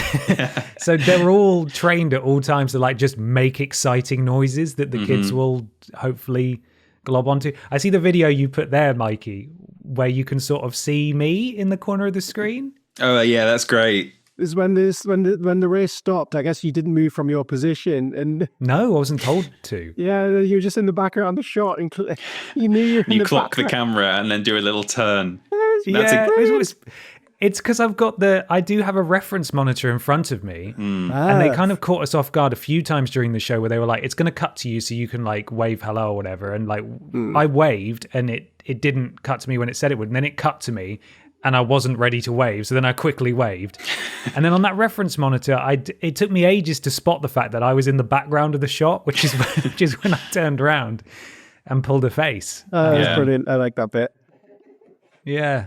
So after that, we did a game review, didn't we, or something? We did. I was just going to say the caravan was in its own separate little studio. We had to go out of some big doors at the back of the main studio, across a car park, and in this like smaller studio space, there was this it's like a proper, genuine, moldy old caravan that smelled weird. And it was really strange. We're like, oh yeah, the caravan is across the car park in this special space. But yeah, that was strange. Then we did the game review. Yeah. Where, again, ahead of time, we had done a written game review for them about the Sonic and Shadow game. And they had just lifted some lines from that they wanted us to say. And I think that went pretty well, didn't it? I think we were happy with that. It did. Yeah. I think the entire rest of it like went well. It Yeah. was this bit in particular. I feel like I started to hit a bit of a wall. Like I started to feel quite tired, and I was struggling with like smiling and grinning and being enthusiastic all the time. And I stumbled over my words a little bit with the game review, and I felt a bit gutted about that. But I don't think it was a bit as I thought you're being it was way at the too time. hard on yourself. No. I think I was just tired at that point. There was actually another bit. You and Ashton did a bit in the crowd, and I did like another game where I had to. Yeah, you had a video call with a child. I couldn't see the child. It was weird. So they had to like, no, I couldn't. Not from that angle. I thought you might have had a monitor, but no, couldn't see it. So I sort of had to like peer like I was looking. But I was given hints by the hosts for things that a child could find in their bedroom, and then I had to give the correct answer while the child tried to find them in their room. And the first one, I didn't understand what he said. That was a hard one. I thought he said a wad, and I was like, a wad of what? Yeah, and then he said, he kind of rushed Peter it a won bit. one earlier. And I was like, oh, okay, like a trophy. Okay, an award. Gotcha. That was fine. Yeah. And then I feel like I answered the same, if not more questions correctly than the other person who went before me with a different child. And we were told, be careful on this little set because it's got like legs at the back that you could easily trip over. And depending on who wins, or if it's a draw, you need to go and stand at that window again so they can talk to you at the end. And I stepped off as soon as it was my turn. And again, it was a very quick rush turnaround at the end.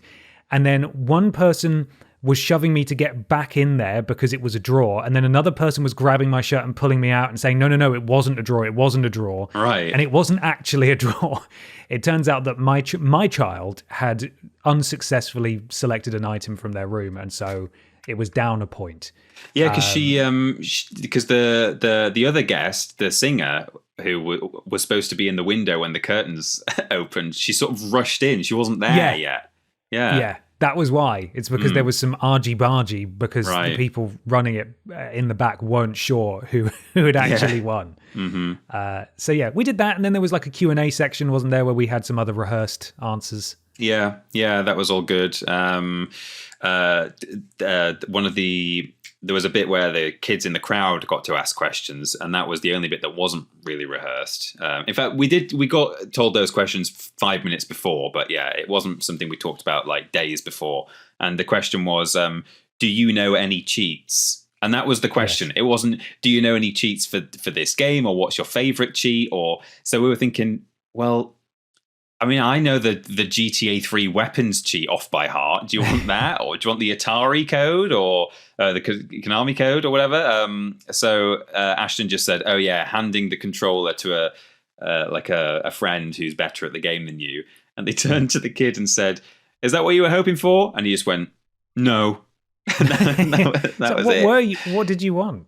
Yeah, I don't know. What did you actually want? I think that's my standout moment. Then Charles had gone, no. Yeah. No, so good.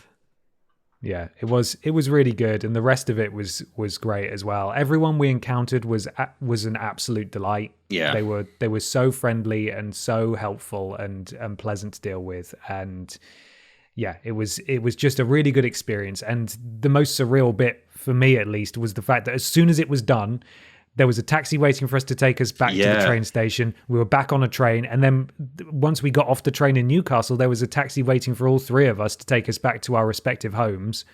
And by after being on live television at 10 a.m., by 3 p.m. we were all back home. And it was really it was just such a whirlwind experience. Like it never happened. It's like when you wake up from a dream and you sort of, you can remember it to begin with, and then you start forgetting all the stuff that happened in your dream. My highlight, watching it back at least. Sorry, Peter. What was your power up, and what were your glitches of the experience? And I think this said my actual power up was a cheeky nap. What it should have been. No, I think they're called, like, when you were doing the game reviews, like, what's your power up and what's your game glitch? Oh yeah. That's their code for say one nice thing about the game and one bad thing about the game. Mm-hmm. So we'd written a whole thing, and they then told us what things from our review we were going to say for our power up and glitch. So yeah. My power up was just the experience and being able to say that I've done it. Yeah, that was very cool. Yeah. And my glitch would be that I didn't eat more of the cooked breakfast at the hotel, because that's one of my favorite things in the world. Yeah, my power up in the moment was driving around in the car for sure. And I don't know what my glitch would be. Maybe also not making the most of a free hotel breakfast, because I didn't eat a great deal either. But watching it back, something that I really enjoy, and I did talk about this on my stream, so I'll keep it brief. But when we were in the car in the morning with the Mallory Towers girls, they were a bit like, they really didn't want to be slimed, and I can understand why. And they're like, oh, it's going to be one of us, and I don't want to do it. And we knew that the questions that they get asked are about things that happened in the news that week. And I said to them, I guarantee you one of the questions will be, what have Edinburgh Zoo named the new pygmy hippo that's just been born there? Because there was Mu Peng. What's it? Mu Deng. That's Mu Peng. Mu Peng. Yeah. I was like, that is so. It's millennial. It's Scottish as well, because it was filmed in Scotland. I was like, they're going to ask that. And I said the hippo is called haggis. And then the girl who was being slimed got her first 4 questions wrong, which I also would have done because they were pretty tough questions. And then when there's 5 seconds left, they say, what have Edinburgh Zoo just named their baby hippo? And if you watch it back, just before they cut away from her face, you see this like wave of relief or like of recognition move across her face. And then it cuts back to her and she looks so smug and she goes, haggis, like that. And I'm like... And then they slime her anyway. And they slime her anyway. But the microphones don't pick up the fact that all of the guests sitting on the sofa who know about this ahead of time, like a great big cheer went up from all 6 of us before she'd even given the answer to the question. They were like, what's the name of the baby hippo? And we all went, yeah! Come on! But none of it got picked up, fortunately. So, yeah, amazing. It was an incredible day. Yeah. And still doesn't feel real No. that it happened, but so cool to have done it. And I've actually got some quick fire questions here to run through from our Instagram. Lovely. Because some people have some specific questions that we can get through. A lot of them are similar, so I'm going to group them together. Some of them, Peter, you can just answer off your own back and I'll chime in for others. Are you ready? Okay, yes. Gimson91 says, is Mr. Blobby frozen in a freezer somewhere? A Scottish dude said, what does Mr. Lobby smell like? And a Price83 said, did you get to hang out with Blobby? I think he's got a special dressing room on a higher floor somewhere. He's in the penthouse. So sadly, we didn't get to hang out with Blobby. No, we didn't. Tragic. Pet Shop Man said, was it difficult keeping the energy up throughout, or did everyone just take the recommended dose of LSD? Similarly, Richard Major said, could you work presenting on CBBC? Does it look hard or easy? And James State said, were the presenters as energetic off camera? We didn't really see them off camera as such, did we? I mean, we saw them when VTs were running, so I guess that's off camera, but we were still, you're kind of still in a crowd of kids, so you have to have some energy to you. And I saw him like chatting to kids in between segments and stuff. So yeah, they pretty much maintained it all the way through. Even when we met them backstage, the guy was like... ahead of time, he was very, very excited. Big energy. Yeah, I mean, to answer the first question, Ben, as you said, you kind of hit a bit of a wall still while we were live. I think I managed to like cling on to my energy until pretty much they ran the credits. And then suddenly I felt like, wow, I am dead now. But like throughout, I still kind of felt with it. But I mean, I don't think I could maintain the level of energy that they maintain every Saturday for 2 hours. I don't know. Maybe I think you probably build up to it and get used to it. But and I think when we had so much kind of nervous energy to us as well, it's like that kind of you get the spike of adrenaline and then it kind of tumbles away and you do crash. Whereas I guess if it's a bit more of your bread and butter and you're used to doing it more frequently, then maybe it's easier to maintain that energy compared to when you're feeling like, oh, I'm going on live TV, what's going to happen? And then, I guess there's also that element of like, that host is kind of in control. Like, I guess his guest is a bit more like, like what's next, But I just like, let's roll with it, they're used to it. Yeah. So maybe if I had their exact job, I might be able to do it. But yeah, being a guest every week on a show like that, but not knowing what's happening, no, I couldn't do that. Yeah. I think it's a really tough gig. I think it takes a very particular kind of person to be a kids' TV presenter, and happy to make appearances, but yeah, doing that full time, I don't think is for me. It takes a very special demeanor to be able to be at that level of excitement all the time. So yeah, impressive. Pet Shop Man said, well done for not suggesting Dying Light to a small child who wants a zombie parkour game. Oh, yeah. Yeah. Well, they asked us what our favourite games were. That was one of the questions. And we do have a question about that in a bit. Okay, yeah. Well, we'll get to that. I'll say it now. Is Crash Team Racing really Ben's favourite game? I assume Dark Souls isn't PG enough. That's from Armand13. Yeah, that's what happened. Someone in my chat said Ben lied on TV. And I was like, what do you mean Ben lied? What are you talking about? And he said his favourite game was Crash Team Racing. Because they spoke to us 5 minutes before that segment and said, you're going to be asked this question. I said, I'll say Spyro. And they were like, okay, what about you guys? And Ashton was going to say Horizon. And what were you going to say, Ben? Dark Souls or? Final Fantasy VII. Oh, right. Okay. Well, that's surprising. I guess that's not. Yeah, we weren't allowed those. So we had to change them. So Ashton said My current favorite game is Mario Party. I think that's what she said. So Yeah. But there was a kid who straight up described Dying Light as like a Yeah, perfect yeah. idea for a game. We're like, okay, cool. don't really know what to say to that. yeah. ACOG89 says, for someone who isn't from the UK, what is CBBC? Oh, goodness. Well, BBC is the British Broadcasting, is it commission Corporation. or corporation? Yeah. Which is our national broadcaster.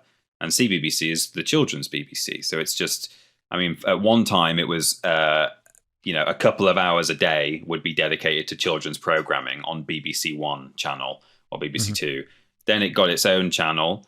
And I think they have said officially, haven't they, that it is going to go all digital eventually, like soon, like next year. They're going to the channel will be gone, and everything will just be going out on iPlayer. So it'll kind of essentially just become a brand at that point rather than a channel. Yeah.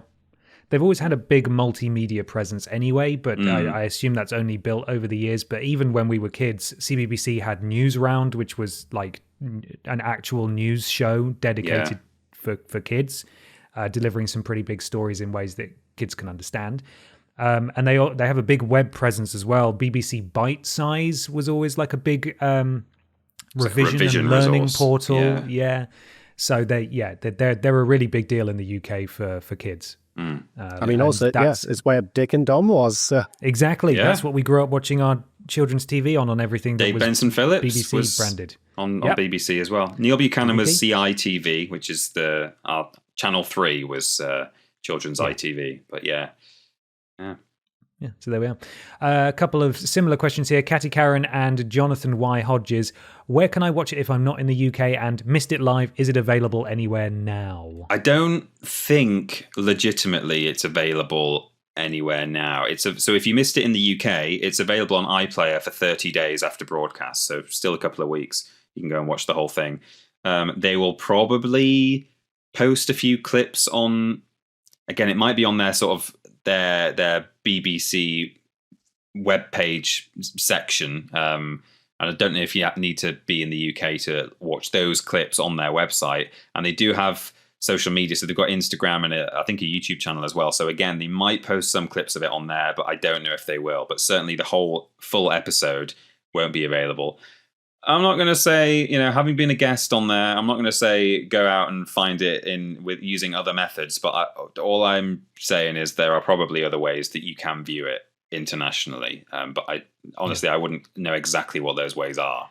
This would be a great spot to put in a NordVPN sponsorship, wouldn't it? Yeah, it would. Yeah, it would. Nord, hit us up. We'll do it. A scruff of a duff says, who has nicer toilets, CBBC or BAFTA? Ooh.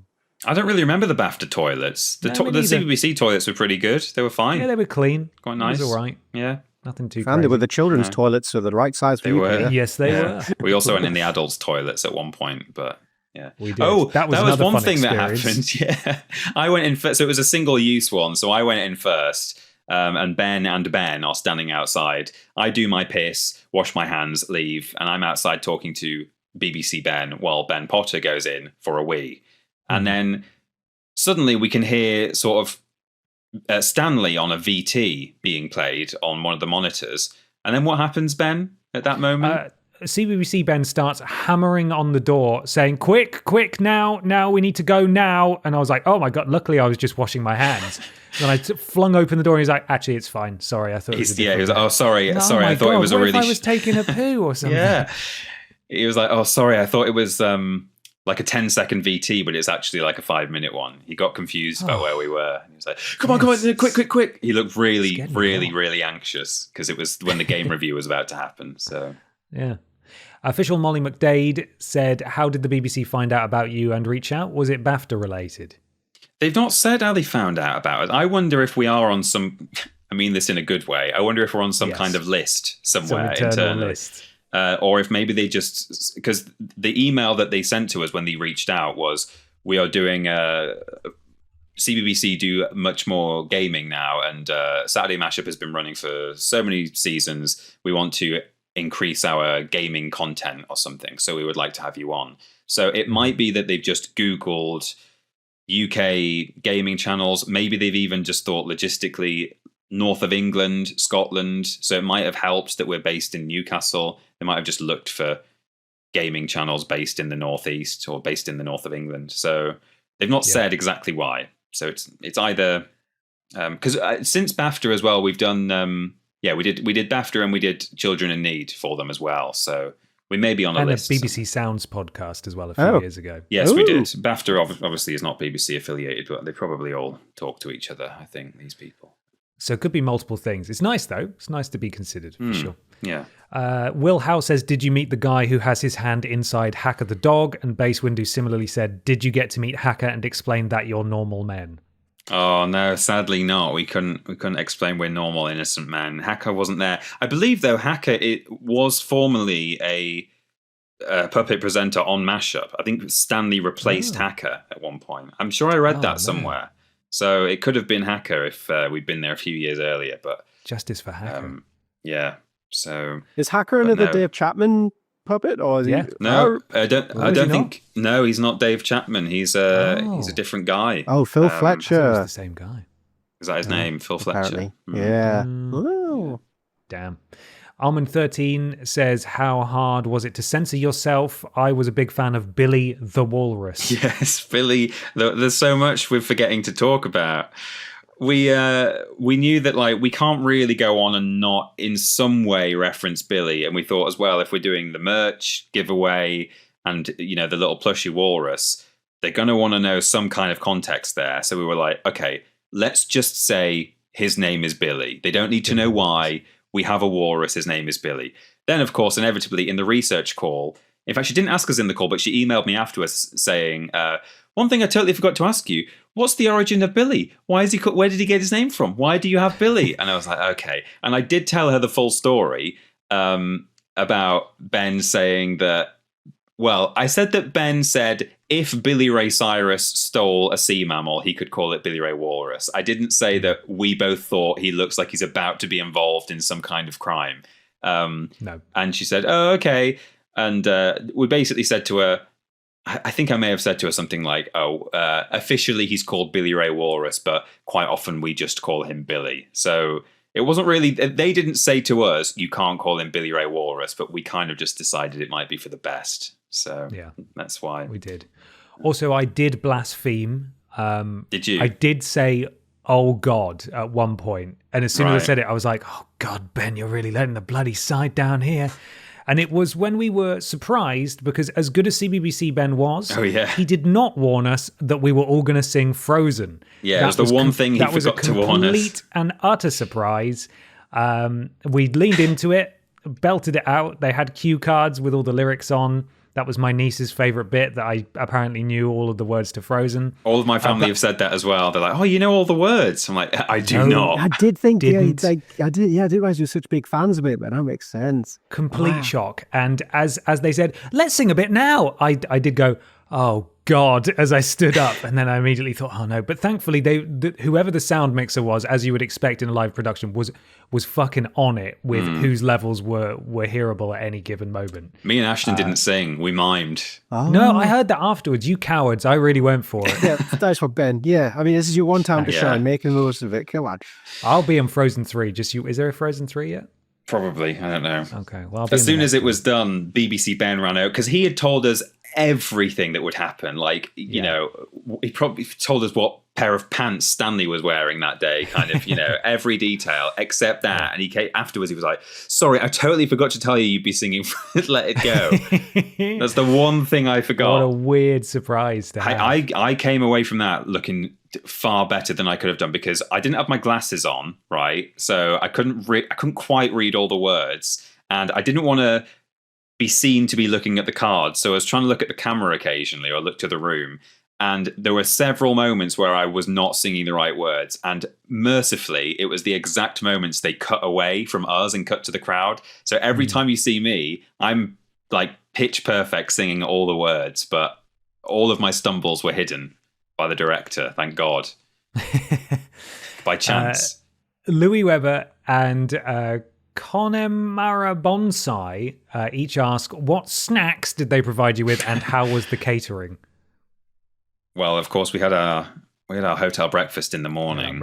They did tell us to have breakfast before we get there because, well, they made no promises. They didn't mention that there would be anything else there. But when we got there were actually some things that were there for quote unquote breakfast, which was, I think, basically just some pastries and some fruit, right? Wasn't it? Yeah, the pastries were the ones you buy in multi-packs. They're like pain au chocolat with like a little plastic sleeve around them, like a little lunchbox snack. And I think there was a box of celebrations maybe as well. Oh, right. It may have been. But we didn't touch any of them. And by the time we came back to that room, because we were largely just hanging around like the stage area or like in the next place we were needed, we didn't go back to the staging area where that food was until the end. And by the time we got back there, I was like, right, I think I'm ready to eat something now because I'm knackered and we haven't eaten since 5 a.m. And they tidied it all away. So we didn't it was all gone. Didn't get any of that. We all got a water bottle, though, with our name tied around it because I'm sure inevitably the 6 identical water bottles all get mixed up during the day. So that was a good little detail. That was handy. Yeah. PD Crothers says Gunge, which I think we've discussed already that we unfortunately were not allowed to be Gunge this time, but maybe next time. Yeah. And because I'm Brian, sorry, also asked what was the catering like. People very interested in that. William Ross 93 said, how difficult was it to get back out of the go-karts? Presumably maybe they saw your Instagram story, Peter, where I had to sort of grab one leg at a time and bend it to force it into the cart. Yeah, it wasn't that easy because obviously the thing you're trying to, the tiny thing you're squashed into that you're trying to get out of is on wheels. So as you're kind of putting your weight on the ground, it's sliding around underneath you because, there wasn't like a handbrake. So, I mean, managed to get out of it all right, but that was the most undignified thing that I expected. I expected that to be the most undignified moment, and it was fine. But I think Ashton struggled a bit as well, but it was okay. Final question from Herney777 says, how hard did you focus to make sure you didn't accidentally swear live on Kids TV? Which again, I think we've already sort of discussed, but it wasn't an issue for me at all. The "oh God" did slip out because it was a genuine surprise. But when we swear on content now, it's intentional. It's for the bit. If we swear on Triple Jump, it's to just be a bit of a doofus, a shock doofus. jock. Yes, exactly. So we've gotten very good at censoring ourselves over the years, even though we have slipped up, and we weren't going to do that on Kids TV. But introducing "do not say oh my God," that is where it does get more difficult. I think I don't remember saying. There's a chance I said it when they said you're going to sing "Let It Go," but I don't remember whether I did. I think the only time I'm likely to have said "oh God" it is when they said that as well. Yeah, the only time I'm likely to have said it is while racing around in the car, like oh God, but you couldn't hear my mic for most of it. Fortunately, I was making sure I was filling all the way through in case my mic was loud because they sent us some examples of previous episodes, and sometimes you can hear them really loudly, just like commenting on what they're doing as they're going around the corner. So I was like, okay, I need to talk from start to finish here. But Ashton said she specifically barely said a word because she was scared of saying, oh God. So she goes round in almost silence, I think. She did look absolutely terrified during that entire food car thing. So she was so scared about getting it wrong. And she wanted Peter to go first, which he did. And she still went completely the wrong. It was complicated though. That was a nightmare route. It wasn't just like go around here. It was like, all right, loop around this, then around that. The figure of 8 is, I think that's a bad idea. I don't think they should have that in there. I don't know why it's in there. Just turn it into a roundabout and say, the course. Yeah, but just say you have to go around this circle once rather than the figure of 8 because people don't know where to join the 8. Like you're supposed to go up to the top of the 8 and then complete it, but people go in halfway or around the bottom of it, and it's a strange shape to put into a race, I think. Agreed.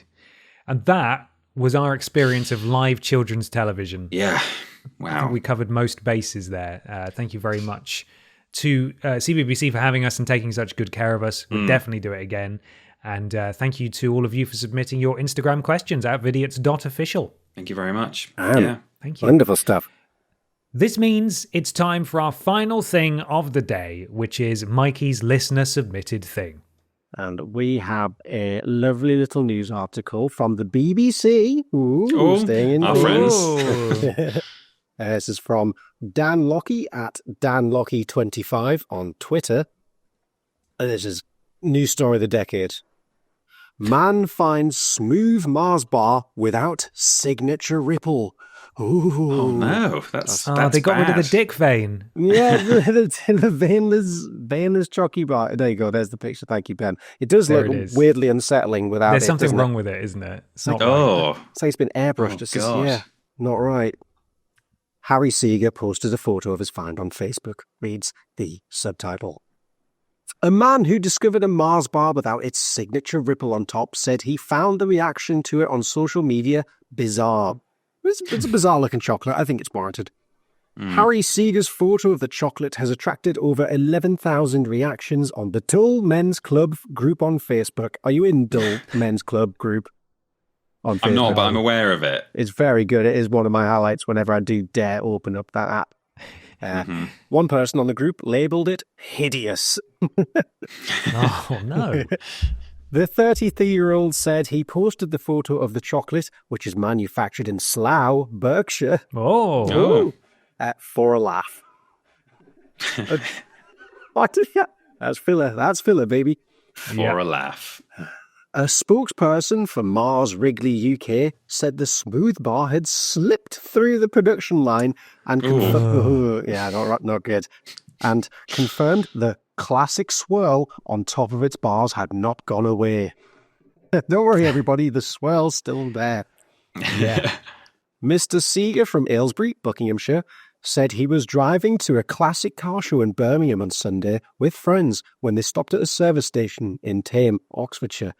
We decided to stop and fill up and get some coffees, and I thought I would get a Mars bar, he said. I love just how boring this story is. Yeah, talk about Dull Men's Club.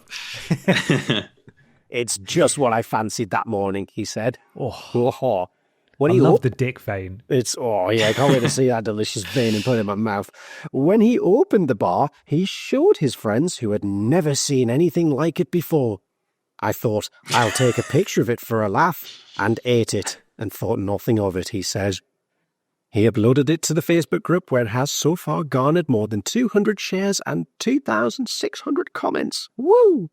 And then here it has a lovely picture of the Mars factory, and the caption below that is, Mars bars have been made in Slough since 1992. Oh, cool. Wow. That's great. It's Cool. good to know. Commenters have labelled the chocolate bar unsettling and pre-licked. Ugh. What does that mean? What? I think they just mean it's been in someone's mouth, melted, and then solidified smooth or something. Oh, that's grim. Pre-licked. And some people even accused Mr. Seeger of buying another chocolate bar and photographing I mean, it in crossed my mind. Yeah, it yeah. crossed my mind. I think when I first saw it, that's kind of what I thought. I was like, come on, you're having us on here. This isn't that. It's not a proper Pull Mars our bar. leg. The Mars Wrigley spokesperson said, with over 2.5 million Mars bars produced daily at our Slough factory, it seems this has slipped through without its signature flourish. While we can't reveal all the secrets behind our product line, we can promise fans that these smooth bars are a rare find, and the classic swirl isn't going away. There you go. Wow. Slough. Goodness me, I was We wanna live in a worried for a world minute. where the Yeah. Mars bar doesn't have its signature dick vein. There you go. Thank you very much for that. I thought that was a tremendously boring story, and It's- I love how much detail there is in the story. The Mars bar is just what he fancied It's that morning. really important that we all knew about that. Amazing. Wonderful. Thank you very much, Mikey. Thank you Thanks, to Mikey. all of you for listening and submitting your things. A reminder before we get into the preamble that the 14th of December on Saturday, probably 7 p.m., that's usually when we start these things, the Vidiots reunion stream will be happening. There will be... we'll be raising money for charity. There will be a live auction, as always, for a bit of Vidiots memorabilia. We are running out of Vidiots memorabilia, so you know that this year it's going to be extra special. Yeah. So make sure you tune in and find out what it is that we'll be auctioning off. There'll be live things. We'll be reacting to old videos. So come along for a night of fun on Twitch. And again, we'll tell you more about that very, very soon. We really need Dave Benson Phillips to sell another toilet seat or something. Oh, 'cause we do. Oh, we We've should been check on his it. We should eBay check- for a while. Also, Dave Benson I think he's selling an aubergine. pre-licked. Yeah. Let's see. You can buy a Get Up and Go DVD with Dave Benson Phillips from 2003. That is that's £95. It's not even sold by him. Wow. £95. So rare. That's why. Okay, I found his eBay again. You can still get a picture of his face on a badge. Okay. And he's still selling all his VHS tapes as well. Oh no, they've still not gone. Maybe we could get him to sign Life of Brian on VHS. A Bridge Too Far. Is that still there? You've got double feature, The Pink Panther and A Shot in the Dark. Right. Monty Python's Life of Brian, The Man with Two Brains. Those are the VHSs. Oh, okay. Someone's bought A Bridge Too Far. Well, I'm happy for him. He sold one of them. That's nice. But yeah, there's all sorts of stuff that's going to be happening. So please do join us if you can. Mikey, I believe there's some sort of shop. You're cheating. If you head over to BidiotsOfficial.com and click on that lovely enticing shop button, you will be greeted with a veritable Gounty. I've got a terrible case of Gount at the minute. Greeted with mugs, t-shirt, hats, hoodies galore, and soon maybe there'll be a little extra edition on there as well. So keep your eyes peeled around the live stream. And that's vidiotsofficial.com. Click on shop, have a little look, treat yourself. You're worth it. Go on. Potentially new festive item coming soon. Yeah, boy. So keep your eyes peeled. Instagram and TikTok, we are at vidiots.official. I believe we will be sourcing some listener questions for one of the things for next month's Christmas episode. So make sure you give us a follow on there. YouTube, Twitter, Facebook, all.com/Vidiots Official. Should I add Blue Sky to that as well? You can probably find us just by searching Vidiots Official, right? Yeah, I think That's so. simple enough. Yeah. Blue Sky. Vidiots Official. There we are. Lovely. Discord is vidiotsofficial.com/Discord. Thank you very much to Tommy and Fleckers who mod us over there. And twitch.tv/Vidiots Official is where we will be streaming. Time to talk about Pod Squad now. If you go to podiots.com, donate £3 or more, you'll get a shout out at the beginning and the end of the next episode of Podiots. You'll support what we do here, and we really, really appreciate it. Next month, again, is the Christmas episode, the final episode of the year. So if you're able to do so, please do support us. We'd very, very much appreciate it. Mikey, can you kick us off again, please? You know it's all about Dacoom, Frogley, Crude Time of the Month joke, Stephen Scordes, Dr. Goblin, and Donarco7. Thank you all. Thank you. We've also got Lord Brother Bertovich, Caroline, I'm Finally Fertile, Fred D's Nuts Web Balls, the very generous Anonymous, and the also very generous Old Greg Loves Podiots. And finally, we have Lou, Skunt, Happy Birthday Milanito, Auntie Perspirant, Sinking My Period to Podiots, Mr. Macca, and the Farble. Thank you very much, Pod Squad. Podiots.com, £3 or more, get a shout out at the beginning and the end of the next episode. Peter, I don't suppose you have any highlights roughly of what came out on Vidiots 6 years ago this month, do you? Huge highlight. On November the 3rd, 2018, we posted a video called Vidiots is Changing. It's a very nice thumbnail on that one. I'd give that one a watch. I don't really know what it's about, but it's probably worth doing. We did the penultimate tat as well. We apparently, I don't really remember the timing of this, but we released, there's a video called New Vidiots Merch that came out a week after we announced Vidiots is Changing. I remember, because we had like merch in the pipeline, and then we found out the channel was dying, so we purposely delayed that launch until after the channel was dying, so people didn't feel cheated if they bought it. Yeah. Fun. We've a couple of worst games ever, of course, 007 Racer and Miami Vice. There's the Vidiots announcement Q&A as well, where we talk about some of the things that we talked about in the announcement and clarify a few things. We then split the sausage towards the end of the month. And that is about it for November. I'll probably just do these month by month rather than exactly up to the date of when each episode goes out. Last highlight of November, I would say, is Red Dead Redemption 2 Horse Cliff Diving Challenge. Of course. Yes. Classic. Upset your mum, that one. Yeah, it did upset my mum. She likes horses. So yeah.